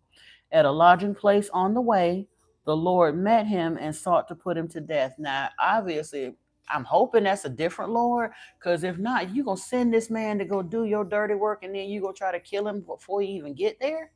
That don't even make sense. So it's probably a different Elohim they sought to put him to death. They said, but then Zipporah circumcised him. Oh, Zipporah took a flint and cut off her son's foreskin and touched Moses' feet with it and said, surely you're a bridegroom of blood to me. So then he let him alone.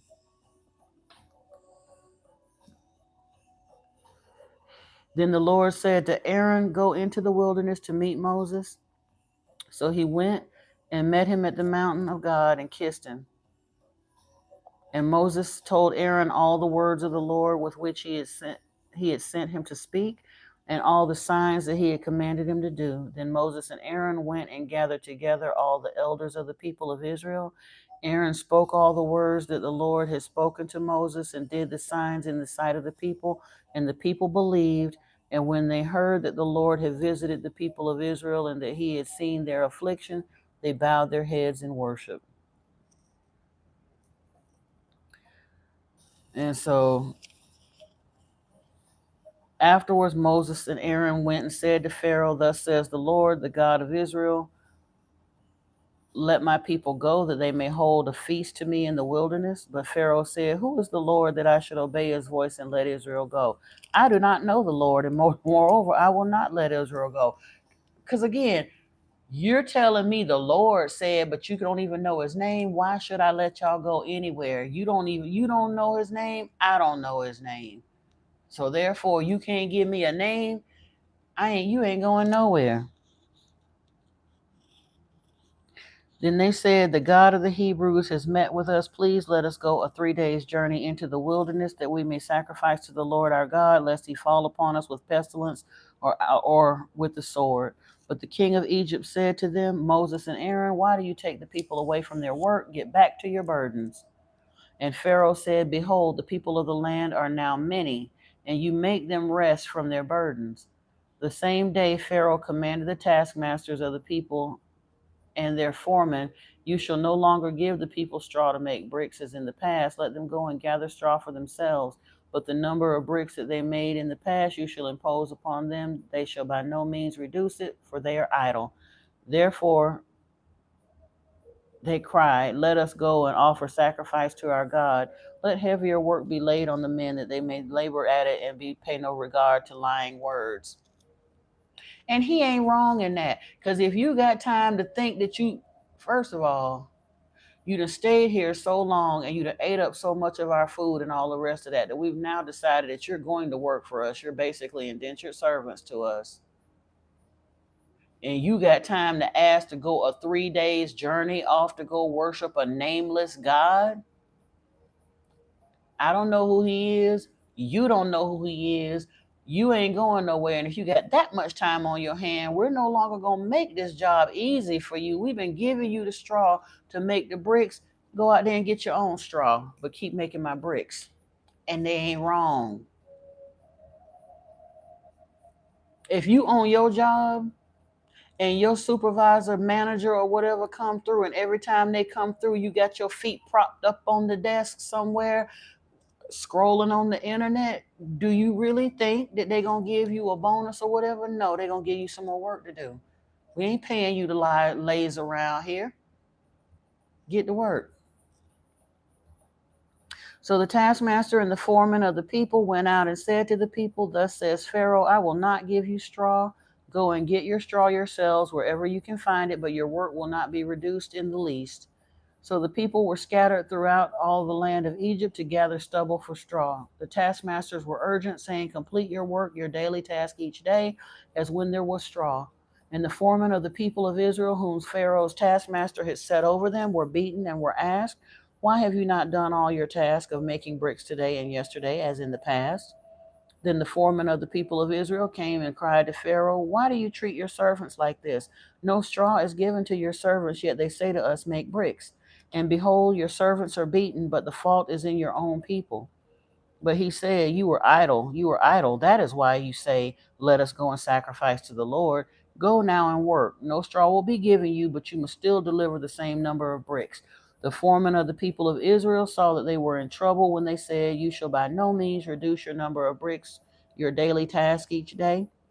They met with Moses and Aaron, who were waiting for them as they came out from Pharaoh, and they said to them, the Lord look on you and judge, because you have made us stink in the sight of Pharaoh and his servants, and have put a sword in their hand to kill us.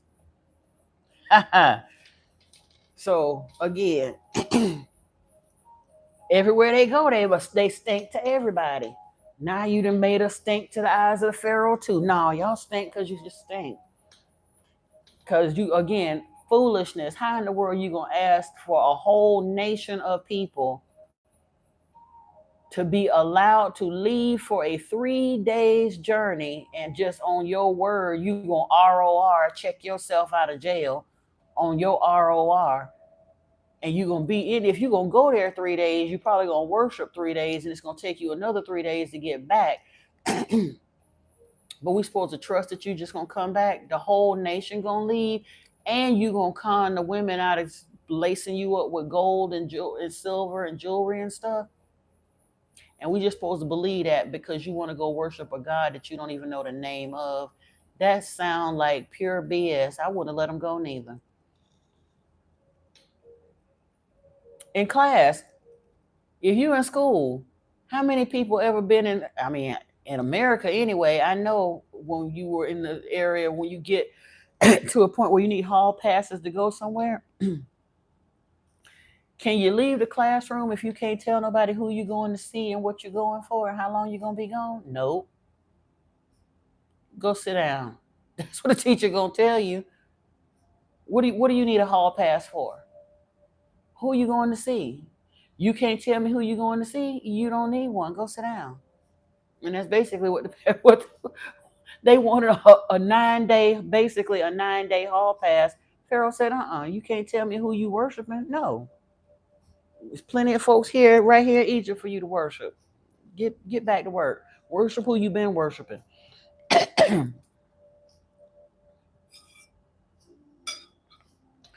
Then Moses turned to the Lord and said, "Oh Lord, why have you done evil to this people? Why did you ever send me? For since I came to Pharaoh to speak in your name, he has done evil to this people, and you have not delivered your people at all." But the Lord said to Moses, "Now you shall see what I will do to Pharaoh, for with a strong hand he will send them out, and with a strong hand he will drive them out of his land." God spoke to Moses and said to him, "I am the Lord. I appeared to Abraham, to Isaac, and to Jacob as God Almighty, but by my name, the Lord, I did not make myself known to them." And because that ain't a name, it's a title.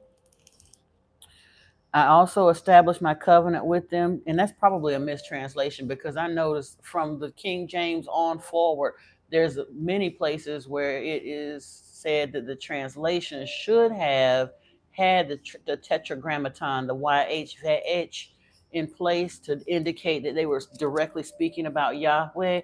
But a lot of the most of the Bible translations, even to further create the confusion and the illusion, they leave Yahweh in a few places and then scrub the name, all of the other names. I'm pretty sure the originals probably mention some of the other lords by name.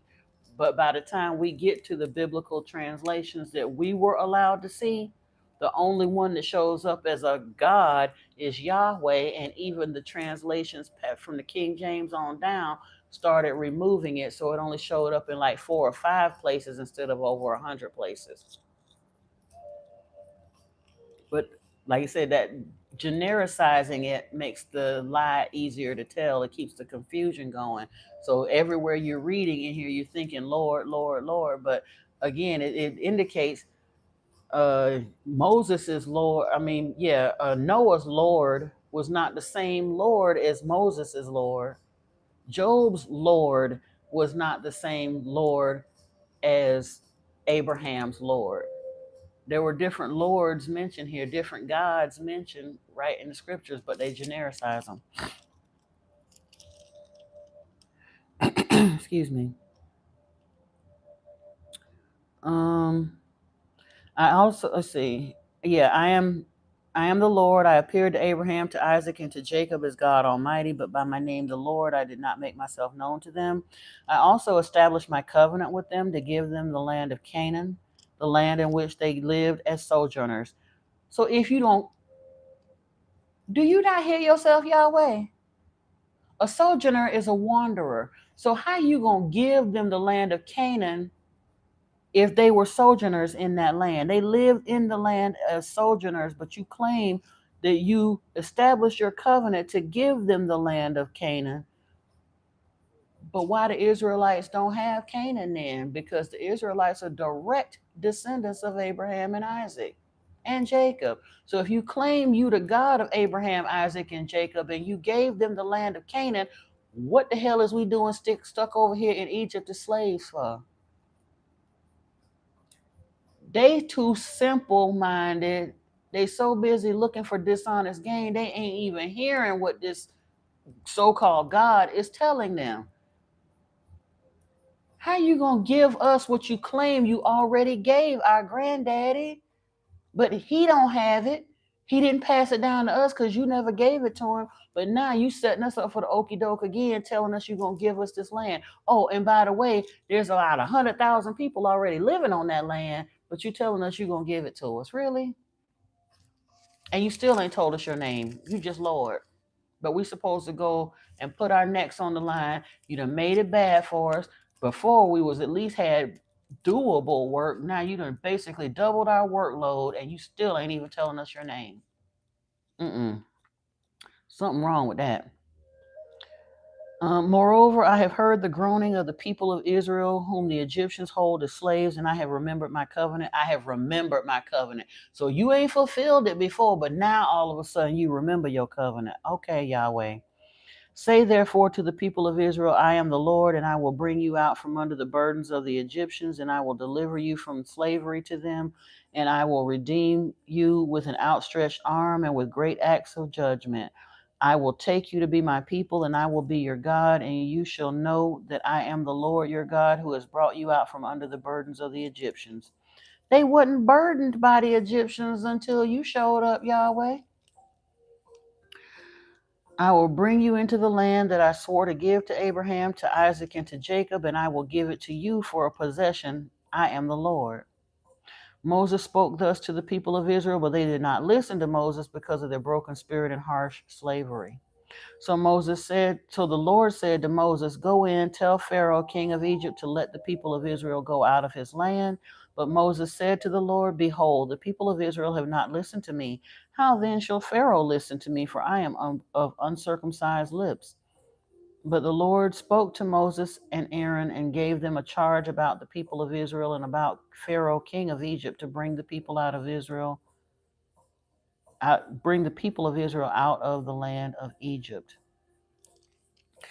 And now this next part, they go through the genealogy of Moses and Aaron. And again, I never could understand why all of that, this one begot this one and this one begot that one. And religion would have us believe is because they are laying down this lineage leading down to King David, who led down to Yeshua. That ain't it. The Anunnaki were very meticulous record keepers. So in some of these sacred texts, so-called sacred texts that they start digging up, they are the Anunnaki records, or even later on the Sumerian records or whatnot.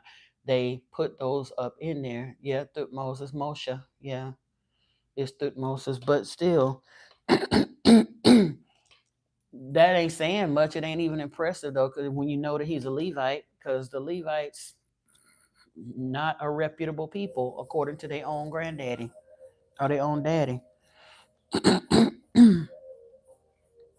But yeah, they talk about the sons of Simeon, and they named them, and then they talk about the sons of Kohath, all the different ones, and how long this one lived and that one lived. No, that's not even important at this point.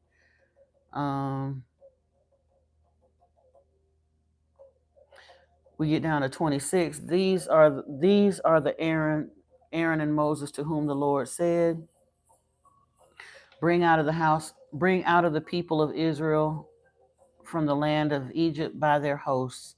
It was they who spoke to Pharaoh, king of Egypt, about bringing out the people of Israel from Egypt, this Moses and this Aaron.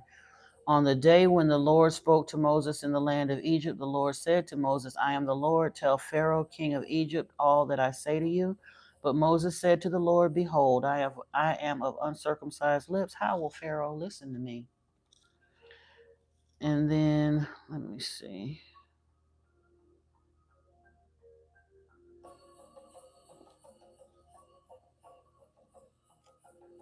Okay. And the Lord said to Moses, see, I have made you like God to Pharaoh, and your brother Aaron shall be your prophet. You shall speak all that he get ready to get Moses show enough unalive, because the Pharaoh was considered to be a god. So now this Hebrew that was found by the water, that was raised in the house of a Pharaoh, but struck an Egyptian down and left out on the run for his life, gonna double back into the next Pharaoh's house, and Yahweh gonna pump him up, talking about you gonna be like God to Pharaoh, and Aaron is gonna be your prophet. Okay, see how that's gonna work for you, Moses. You shall speak all that I command you, and your brother Aaron shall tell Pharaoh to let the people of Israel go out of his land. But I will harden Pharaoh's heart, and though I multiply my signs and wonders in the land of Egypt, Pharaoh will not listen to you.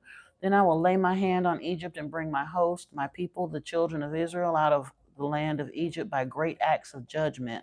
The Egyptians shall know that I am the Lord when I stretch out my hand against Egypt and bring out the people of Israel from among them. Moses and Aaron did so. They did just as the Lord commanded them. Now Moses was 80 years old and Aaron was 83 years old when they spoke to Pharaoh. Then the Lord said to Moses and Aaron, when Pharaoh says to you, prove yourselves by working a miracle, then you shall say to Aaron, take your staff and cast it down before Pharaoh that it may become a serpent. So Moses and Aaron went to Pharaoh and did just as the Lord commanded. Aaron cast down his staff before Pharaoh and his servants, and it became a serpent.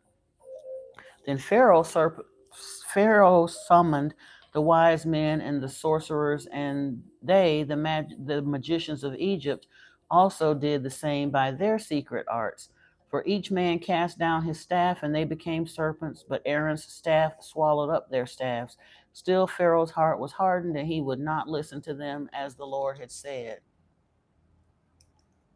So please don't let them Bible thumping Christians that want to come up and tell you about how wrong you are because you channel spirit or you hold tarot cards, or and divination is wrong and this and that is wrong. And the very forefather of the one, while conscripting with this wicked God that y'all got people serving, the first thing they did in the laying down of their decision to worship him was an act of sorcery. Hey, Swim. Hey, haven't seen you in a minute. Welcome. Yep. So they done did the serpent thing and the thingy, and then that didn't work. So then the Lord said to Moses, Pharaoh's heart is hardened. He refuses to let the people go. And the only thing, this is some sadistic stuff that he got going on here, because he's deliberately hardening the Pharaoh's heart so that he doesn't let the people go, just so he can put forth this great show of power to basically harm the Egypt, put forth this show of being the hero of the Israelites, and put the fear of the Lord in them, because they're gonna see all the stuff that he's gonna do to the Egyptians on their way out. So they're gonna be more inclined to toe the line and do what he say, because he getting ready to put on this show instead of making a peaceful exit. Yeah. Pharaoh's heart is hardened. He refuses to let the people go. Go to Pharaoh in the morning as he is going out to the water. Stand on the bank of the Nile to meet him, and take in your hand the staff that turned into a serpent, and you shall say to him, the Lord, the God of the Hebrews, sent me to you, saying, let my people go, that they may serve me in the wilderness. But so far you have not obeyed. Thus says the Lord, by this you shall know that I am the Lord. Behold, with the staff that is in my hand, I will strike the water that is in the Nile, and it shall turn into blood. The fish in the Nile shall die, and the Nile will stink, and the Egyptians will grow weary of drinking water from the Nile. And the Lord said to Moses, say to Aaron, take your staff and stretch out your hand over the waters of Egypt, over their rivers, their canals, and their ponds, and all their pools of water, so that they may become blood. And there shall be blood throughout all the land of Egypt, even in the vessels of wood and in the vessels of stone. You got these people in Africa, in sub-Saharan Africa, and you're going to turn all of the water in the region into blood.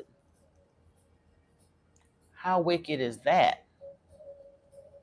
So you don't care if children can't deal with that heat and fall out from it. The livestock ain't got nothing to drink.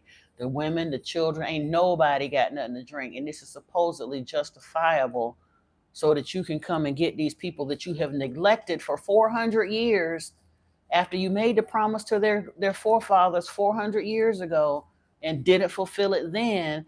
Now all of a sudden you're going to come back and try the same mess, but instead of doing what you're supposed to do right by them, you coming in to get your way by bullying somebody else, the same people that actually kept your people from starving to death out there in the desert. They let them come into Egypt, but they just chose to stay too long because they're greedy and lazy, and they wanted to come in and take over. So that's how they got into captivity in the first place.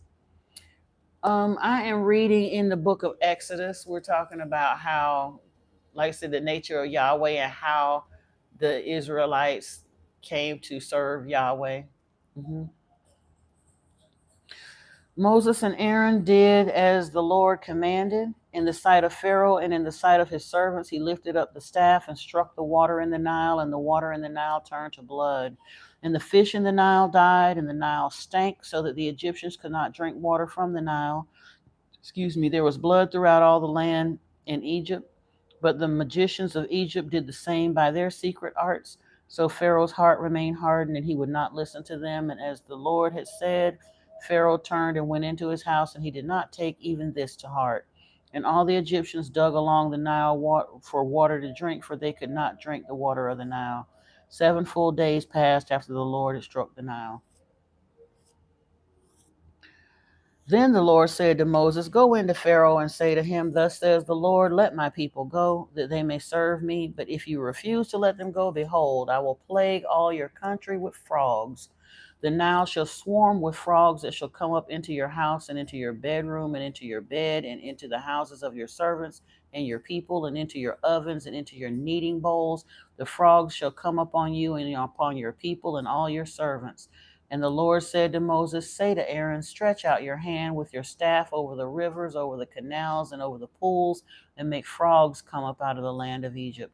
So Aaron stretched out his hand over the waters of Egypt, and the frogs came up and covered the land of Egypt. But the magicians did the same by their secret arts, and made the frogs come up on the land of Egypt. Then Pharaoh called Moses and Aaron and said, plead with the Lord to take away the frogs from me and from my people, and I will let the people go to sacrifice to the Lord. Moses said to Pharaoh, be pleased to command me when I am to plead for you and for your servants and for your people, that the frogs be cut off from you and your houses and be left only in the Nile. And he said, tomorrow. Moses said, be it as you say, so that you may know that there is no one like the Lord our God. The frogs shall go away from you and your houses and your servants and your people, so they shall be left only in the Nile. So Moses and Aaron went out from Pharaoh, and Moses cried to the Lord about the frogs as he had agreed with Pharaoh, and the Lord did according to the word of Moses. The frogs died out in the houses, the courtyards, and the fields, and they gathered them together in heaps, and the land stank. But when Pharaoh saw that there was a respite, he hardened his heart and would not listen to them as the Lord had said. And again, this hardening of the heart, this is Yahweh's doing. So everybody's suffering, even the Israelites, because if you'd have turned the water to blood and got dead frogs piled up in heaps all over the place, this is a righteous funk that's going up in the land, an unholy funk. Dead carcasses and dried up blood all over the land of Egypt, everywhere. So the Israelites suffering through it too, because Yahweh is playing these mind games with the Pharaoh. But again, and he's using sorcery every step of the way. Sorcery, over and over again. And this continues on. He does the next plague was gnats that he brings to them, and then he brings these biting flies to them. And then the fifth plague is all the livestock die. Oh, maybe not all of them. I think it was the firstborn. I can't remember. Let me see. In chapter 9, then the Lord said to Moses, "Go in to Pharaoh and say to him, Thus says the Lord God of the Hebrews, let my people go that they may serve me. For if you refuse to let them go and hold them still, behold, the hand of the Lord will fall with a very severe plague upon your livestock that are in the field, the horses, the donkeys, the camels, the herds, and the flocks. But the Lord will make distinction between your livestock and the livestock of Israel, so that nothing of all that belongs to the people of Israel shall die. And the Lord set a time, saying, Tomorrow the Lord will do this thing in the land. And the next day the Lord did this thing. All the livestock of the Egyptians died, but not one of the livestock of the people of Israel died. And Pharaoh sent, and behold, not one of the livestock of Israel was dead, but the heart of Pharaoh was hardened, and he did not let them go. In the sixth plague, he caused all the Egyptians to break out with boils all over their body and stuff. The seventh was big hail storms that destroyed the livestock and the flocks. I guess all the livestock that didn't die from the first scourge. It tore up their crops, their houses, all of that. He still didn't let them go. The eighth plague was locusts that came, and they finished off the crops. All that the hail didn't destroy, the locusts came and finished chewing up their crops. So they're going to send them into famine. Yahweh was good about bringing famine. He in Obadiah or Amos, he was bragging about how he bragged about how he brought the Israelites famine, and they ain't care, you know? So yeah. Let me see. The ninth plague was darkness. And then the last plague was when, after they had, I think it was like 3 days. Was it 3 days of darkness? Hold on. Yeah. He brought 3 days of total darkness to Egypt, and Pharaoh still didn't let them go. And then after that, the final plague was to kill all of the firstborn of Egypt, all of the firstborn of the remaining livestock, and the firstborn of the children, including the Pharaoh's firstborn son. And at that point, Pharaoh was like, I done had enough of y'all. Get your shit and go. Y'all, I'm going to have to pause this for just a moment. I got to go around the corner for a second. Please don't go nowhere. I'll be right back. Okay? Bear with me here. Hold on.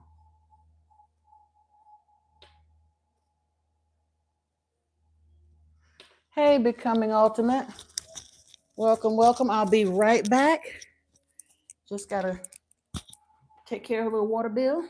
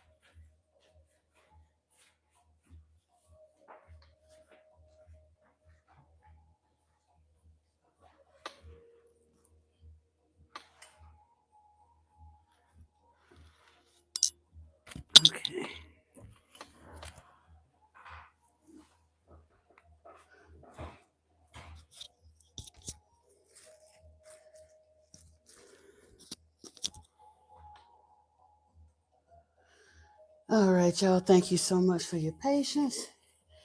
Now, let's go back here to this final plague. The Lord said to Moses, "Yet one plague more shall I bring upon Pharaoh and upon Egypt. Afterward, he will let you go from here. When he lets you go, he will drive you away completely. Speak now in the hearing of the people that they ask every man of his neighbor and every woman of her neighbor for silver and gold jewelry." After all the crap that he did to the Egyptians, they still have the nerve to turn around and ask the Egyptians for silver and gold. And they're slaves. How in the world you are in you are in captivity, and you got the unmitigated gall to bring your raggedy God in here that's causing all of this havoc in our land, and on top of that, you're gonna still turn around and ask us to give you silver and gold to take with us because we're getting ready to leave up out of here against the Pharaoh's wishes. That's ballsy. I'm just saying it is. So Moses said, "Thus says the Lord, about midnight I will go out in the midst of Egypt, and every firstborn in the land of Egypt shall die, from the firstborn of Pharaoh who sits on his throne, even to the firstborn of the slave girl who is behind the handmill, and all the firstborn of the cattle. There shall be a great cry throughout all the land of Egypt, such as there has never been before, nor will ever be again, but not a dog shall growl against any of the people of Israel, either man or beast, that you may know that the Lord makes a distinction between Egypt and Israel. And all these your servants shall come down to me now and bow down to me, saying, Get out, you and all the people who follow you, and after that I will go out." And he went out from Pharaoh in hot anger. Then the Lord said to Moses, "Pharaoh will not listen to you, that my wonders may be multiplied in the land of Egypt." Moses and Aaron did all these wonders before Pharaoh, and the Lord hardened Pharaoh's heart, and he did not let the people go out of his land. And this is where the Passover is established, because, well, we'll look at this, because I think we're going to leave here after the Exodus. Yeah, we'll make it through 13, and that'll probably be a good place to stop. But you know what? Before we go there, this is one of the things, because when back in, I had mentioned it before, I didn't know what it meant at the time, but back in 2020, I started hearing "Let my people go," and at the time, I was thinking about Yahweh in the scriptures. That I was like, but because again, I didn't understand the fullness of what Yeshua was trying to show me about his ministry and his father and all that. So I was hearing "Let my people go" in that context, but I'm understanding that this is basically what I was hearing in establishing this relationship with Enki is Enki turning Yahweh's words back to him on a worldwide scale now. Yahweh is telling Yeshua, Enki is telling Yahweh, enough. You have had dominion over earth. You have kept them enslaved mentally and spiritually. This has gone on too far. Now it's time to let my people go. So he's turning his own words back to him, and he don't want to hear it. He's being hard-hearted too, but he going Revelation 21 tell you what's going to happen to him.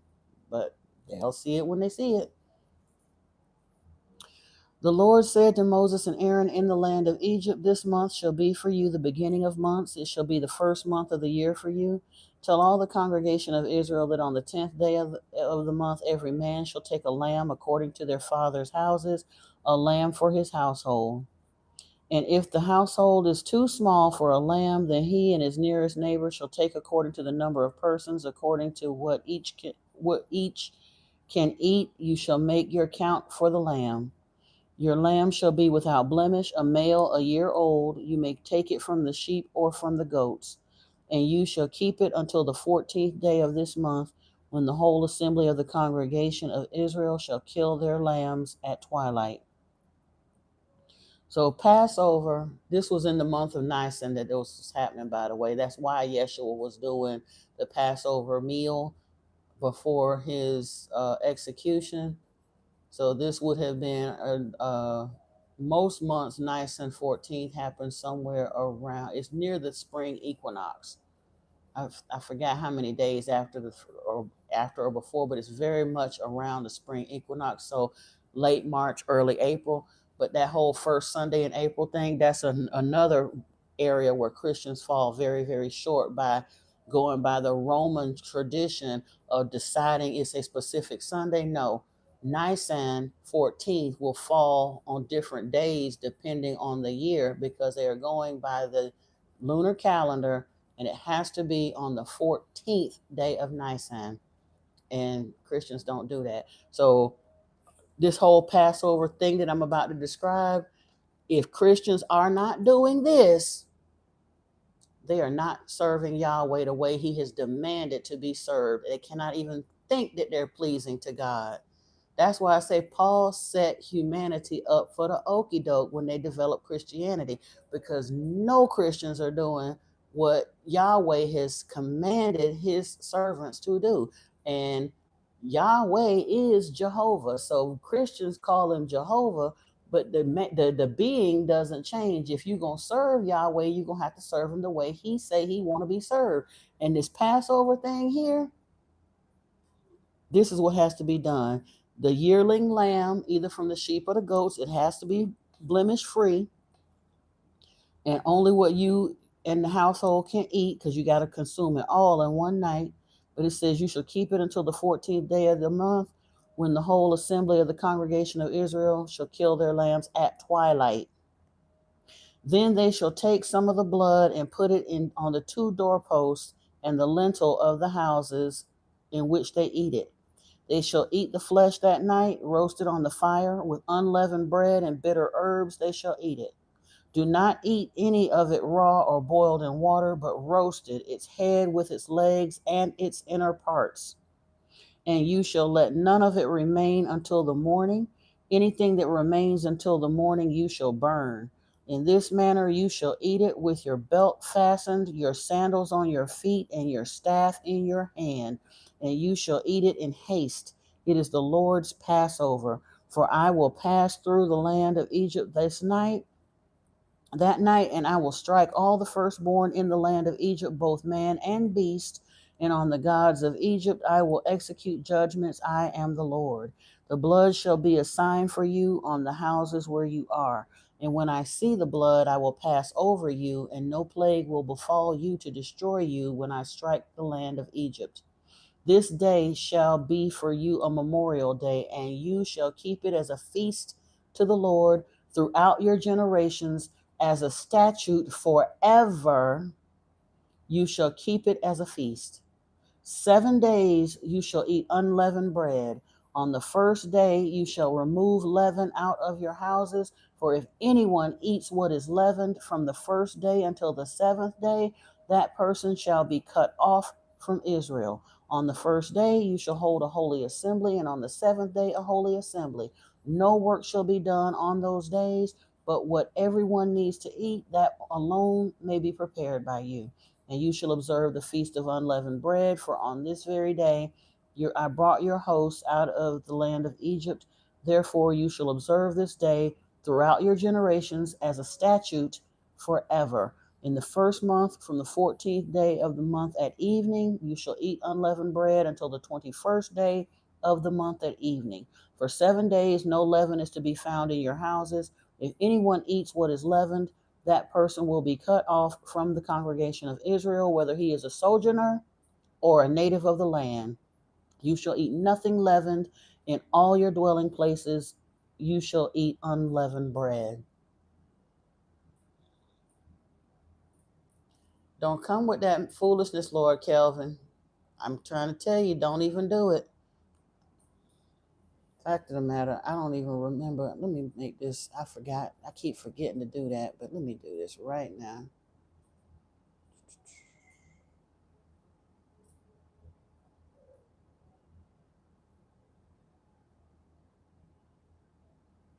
There we go.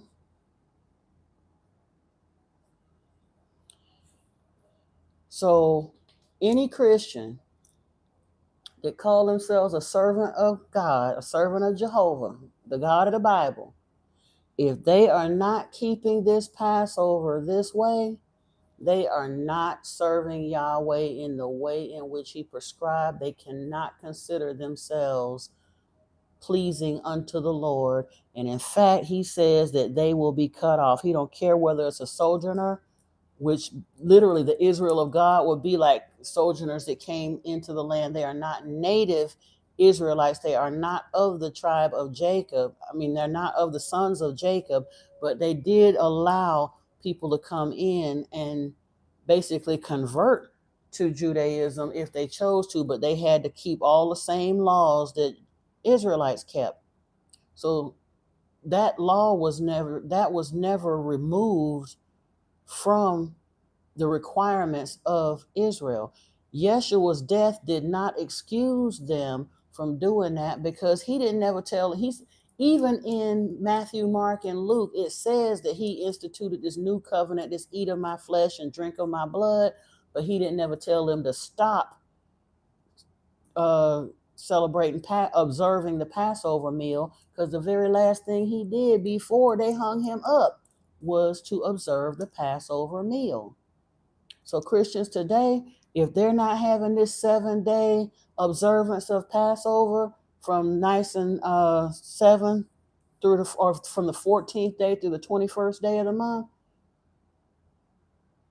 eating of the yearling lamb or goat slaughtered at sunset or at twilight, consumed all in one day with the bitter greens and the unleavened bread, while fully dressed, ready to roll, sandals on your feet, staff in your hand. And then for the following 7 days, no leaven in the house. If you live in America, I know you got leaven in your house. If you got cookies, crackers, or anything else, there's leaven in your house. Unleavened bread is pure, unbleached, unprocessed, whole flour with water. It is disgusting. You can get kosher unleavened bread from like a Jewish supply store, because they have to do it for Passover, but I promise you it ain't nothing you're going to want to consume for a whole week in your house. But that is the command of Yahweh. And Yeshua's death does not excuse no servant of Yahweh, Jehovah, from keeping that. So Paul set all Christians up for the okie doke. They better be glad it ain't no such thing as a burning hell, because all Christians will be headed there if they did, because they're not keeping Yahweh's Passover. And part of the 10 Commandments is to keep his Passover and keep his commandments or his holy days holy to him. In Ezekiel 22, he said one of the reasons he stopped dealing with the nation of Israel, he cursed them because he said, you have profaned my holy days. You don't keep my Sabbaths. So, and Christians profane all of his holy days, because they brought in all them adulterated pagan holidays, Christmas trees with the thing, and then the Easter celebration with the maypoles and the Easter bunnies, and bringing Anana and all of that into it. Yahweh don't recognize none of the other Elohim, but the traditions of those holidays recognize them. Easter is literally a feast to, it recognizes a feast to Anana, Asherah.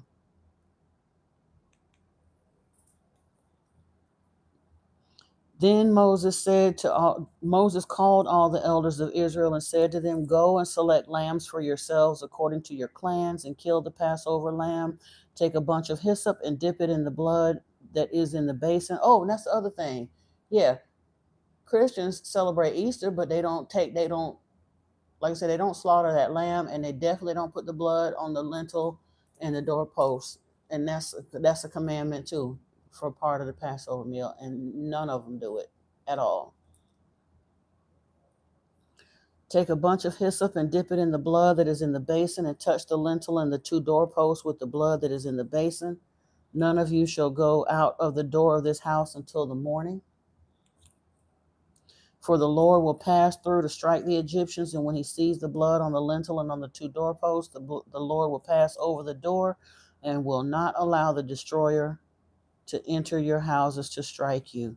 You shall observe this rite as a statute for you and for your sons forever. And when you come to the land that your Lord will give you, as he has promised, you shall keep this service. And when your children say to you, what do you mean by this service? You shall say, it is the sacrifice of the Lord's Passover, for he passed over the houses of the people of Israel in Egypt when he struck the Egyptians, but spared our houses. And the people bowed their heads and worshipped. Then the people of Israel went and did so, and the Lord, as the Lord had commanded Moses and Aaron, so they did. And then at midnight, the Lord struck down all the firstborn of the land of Egypt, from the firstborn of Pharaoh, who sat on his throne, to the firstborn of the captive who was in the dungeon, and all the firstborn of the livestock. And Pharaoh rose up in the night, he and all his servants and all the Egyptians, and there was a great cry in Egypt, for there was not a house where someone was not dead. Then he summoned Moses and Aaron by night and said, up, go out from among my people, both you and the people of Israel. Go serve the Lord as you have said. Take your flocks and your herds as you have said, and be gone, and bless me also. Hey, Niana. The Egyptians were urgent with the people to send them out of the land in haste, for they said, we shall all be dead. So the people took their dough before it was leavened, their kneading bowls, and bound up in their cloaks on their shoulders. The people of Israel had also done as Moses had told them, for they had asked the Egyptians for silver and gold jewelry and for clothing. And the Lord had given the people favor in the sight of the Egyptians, so that they let them have what they asked. Thus they plundered the Egyptians. So he's still using this mind manipulation, because they didn't have no reason. That ain't even rational.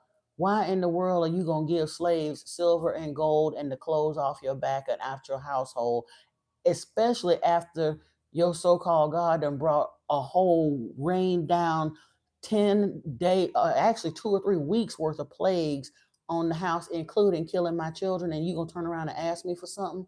Better get up out my face. But yet Yahweh manipulated their minds so that whatever the Israelites asked for, they gave them. So he could have done this as a bloodless coup. If he's supposed to be the Almighty, he could have just walked them on out the door without doing any of that. But his bloodthirsty, evil, wicked self wanted to make a big razzle-dazzle show. So he literally hardened the Pharaoh's heart to make him keep saying no, so he could keep on putting on his show, right up to and including slaughtering all of the firstborn of the whole land of Egypt. Pure wickedness. And the people of Israel journeyed from Ramses to Succoth, about 600,000 men on foot, besides women and children. A mixed multitude also went up with them, and very much livestock, both flocks and herds, and they baked unleavened cakes of the dough that they had brought out of Egypt, for it was not leavened, because they were thrust out of Egypt and could not wait, nor had they prepared any provisions for themselves. The time that the people of Israel lived in Egypt was 430 years. At the end of 430 years, on that day, all the hosts of the Lord went out from the land of Egypt. It was a night of watching by the Lord to bring them out of the land of Egypt. So the same night is a night of watching kept by the Lord, kept to the Lord by all the people of Israel throughout their generations. So can you even imagine?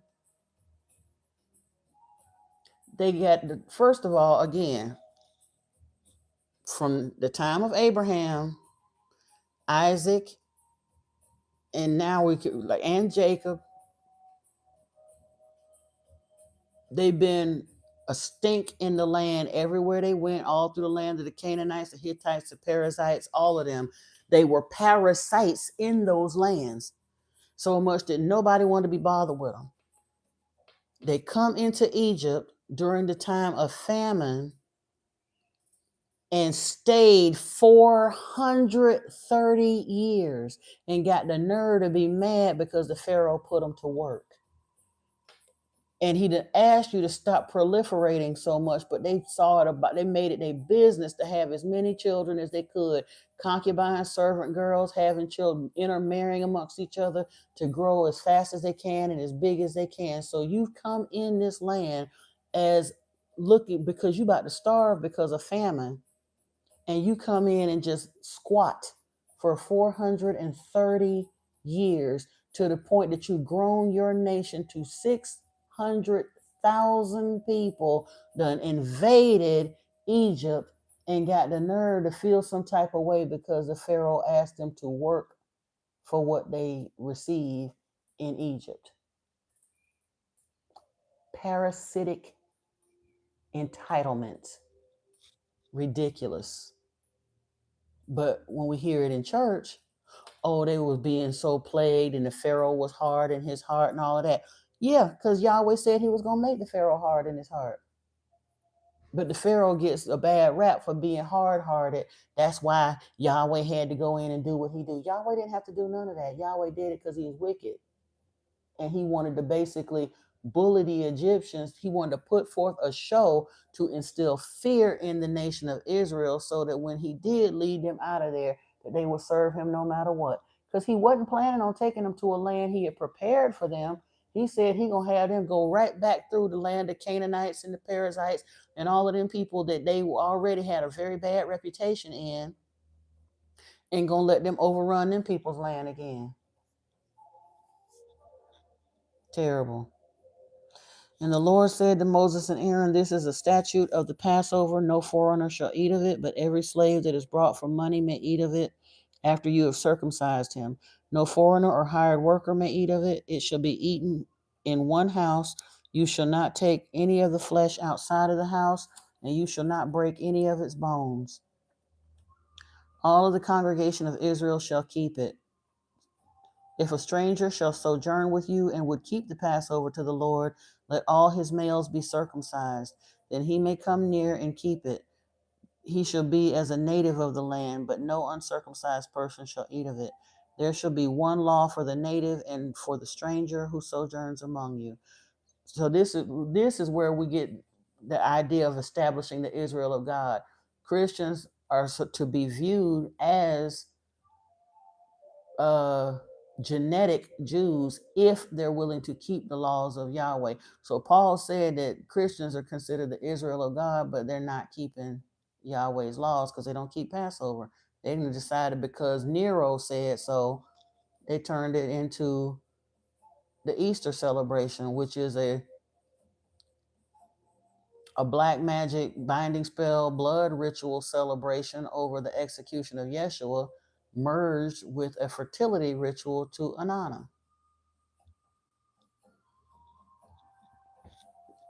They scrubbed Yahweh all the way out of it. Well, except the black magic part, because that was Yahweh's doing with the unaliving of Yeshua. But I'm saying in the acknowledgement of the so-called holiday, they've removed Yahweh entirely from it. But yet they think they have favor with Yahweh and claim to serve him, but they ain't doing what he told them to do. Imagine that.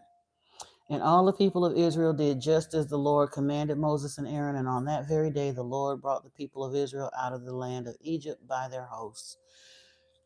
Now, we're going to leave off there because they go and they talk about the crossing the Red Sea. And we've always been told it's the Red Sea, but the geologists and all the rest of them now are saying it's more, and Bible scholars are saying it's more likely it was the Sea of Reeds that they crossed, not the Red Sea.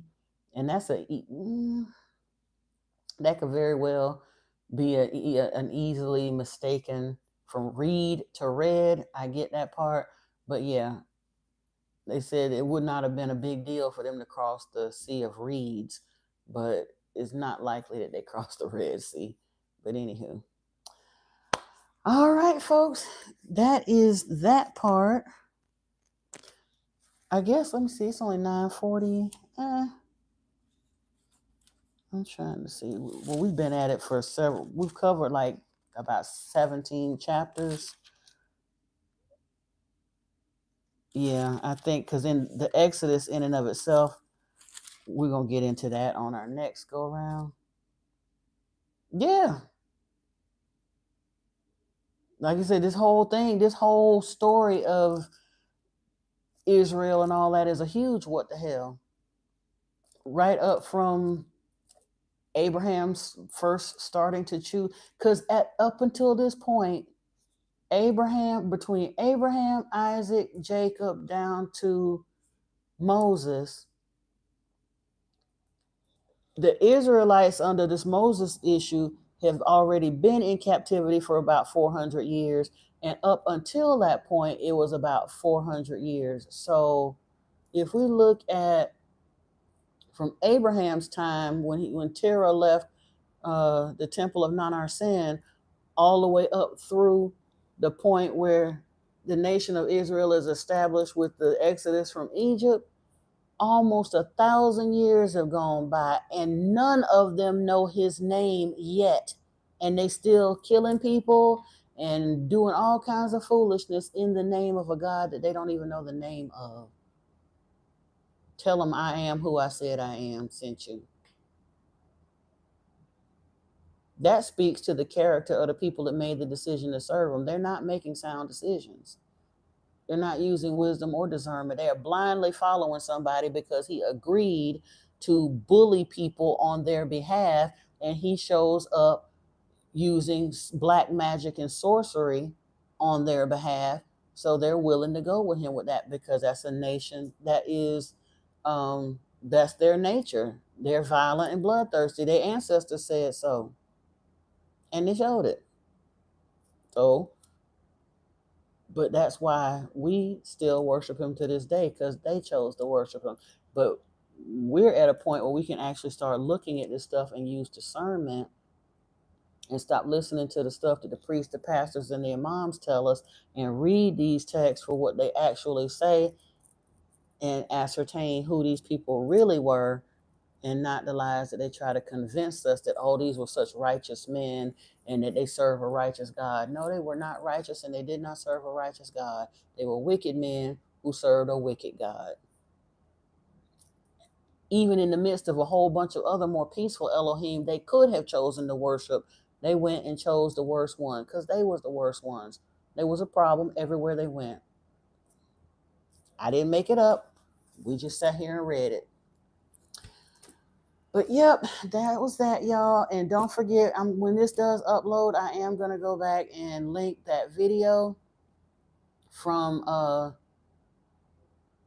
The Young Elder. The video is called The Dark Business of Celebrity Energy Harvesting with The Young Elder. I highly, highly, highly recommend that, watching that. It's some good information in there. And I mean, if you like the celebrity gossip and stuff in there too, that is a large part of that. But in the beginning, they lay down some groundwork that I found super interesting. So I will link that to the channel.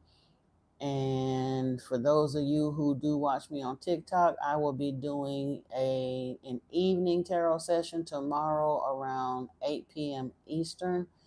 We're switching it up a little bit. So I'm going to be doing a nighttime session there. And then Saturday, it'll be in the morning time. But I'm trying to prepare some other goodies for us too.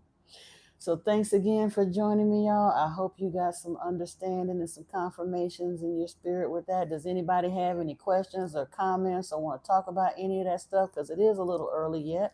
So we can talk about some stuff for sure. If you have any questions or comments that you wanted to put in about any of the stuff we talked about, or anything else for that matter, as long as it's, something that we can talk about here.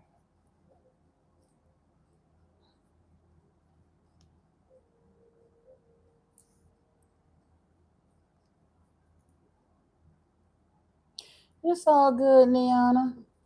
Like I said, it's gonna be uploaded. So yeah. Are you watching it now? Okay, cool. And like I said, I added, when it does upload, I did at the channel on there, so you could probably tap on that. It's the most recent thing he's done. And then it hadn't premiered when I came live now, but he had one that was queued up to come up, Yahweh's no, the Philosopher's Stone with Orish's Stone. I'm gonna watch that. I did not. Like I said, it was somebody that a couple of people on TikTok had asked for the link. So yeah, if you connected with me on TikTok and asked for a link to the WhatsApp group, somebody with a 678 area code, if you would please go in the chat and identify yourself so that we can greet you appropriately, I would appreciate that. If it's left without response I'm gonna probably give it about 24 hours more. if they, whoever it is that's joined, if they don't identify themselves, I'm gonna have to remove it, because we can't just refer to you as 678 from now on. And whoever, if they're gonna just lurk like that, I don't know if it's somebody that actually requested the link, or some people on WhatsApp jump in and do some things that a little less than scrupulous. I get added to groups and all that kind of stuff. Well, I'm saying they came in with a phone number, and that was all well and good, but they never identified themselves. So if they don't give me a name, if they're not even willing to give a name, then they're gonna have to get up out of there, because I don't think, like I said, so I had two people that asked to join the group, and Bliss was one of them and came in immediately and identified themselves, and that was cool. But this other person, if they don't identify themselves, they will be removed, because I don't know if that's just somebody that just happened. I don't even know how you can get to groups that you don't know the number of the administrator on your WhatsApp, because I don't know how to do it, but I get added sometimes to groups that I definitely didn't try to get added to. So I know there is a way to do it, but I'm uncomfortable with that too. If they ain't even got enough respect for the group to identify themselves, they will have to go for sure. All right, y'all. Well, I will see you all later. For those who gonna meet me on TikTok, I see you there tomorrow. I will get some. I'm still working on trying to get my editing stuff together to figure out. I'm not uploading on TikTok right now. I'm only doing the lives, just because of the way they're stealing the content on there, and I want to learn how to do the watermark here and the overlay over there for all of the content, because somebody did let me know that some of the stuff that shows up on TikTok is stuff that they actually scraped off of my YouTube channels and are posting it. They're stealing content there too. So I haven't I said I was going to start uploading stuff, but when I found out that they're stealing content, I'm not uploading anything else until I can um, well, I mean, no, they actually are publishing as another. They added another S to the name or whatever, and copied my name, and it's another person, but they blocked me, so I can't see them anymore. But no, they're still in content, big time. Yep. It happens to almost anybody that actually be on YouTube or TikTok after a while. If your content is, I was just shocked that it happened to me so early, because it's not a big channel, I'm not hitting big numbers. So I didn't think that they would want to be taking my content yet. But almost all of the, like any reader that I've ever been watching that had more than 10,000 subscribers, it's a problem. But I mean, on TikTok, I only have 2,000 followers yet, and they're already taking my content. So yeah, I'm gonna have to. I'm gonna work it out, y'all. Though I'm not giving up, because this is what I'm called to do. I mean, I get it, because for me, it ain't even just about the money. But the bigger the channel gets, at some point, monetization will be an issue. So I am gonna have to do some stuff to put some proprietary measures in place to make it harder for them to start taking it. Oh yeah, and that's they listen. They ain't gonna take this content, because they don't want to hear this part. If they were of a right mind and heart to be interested in this, they wouldn't be stealing nothing from nobody. Think about it. That's somebody that's dabbling in darkness.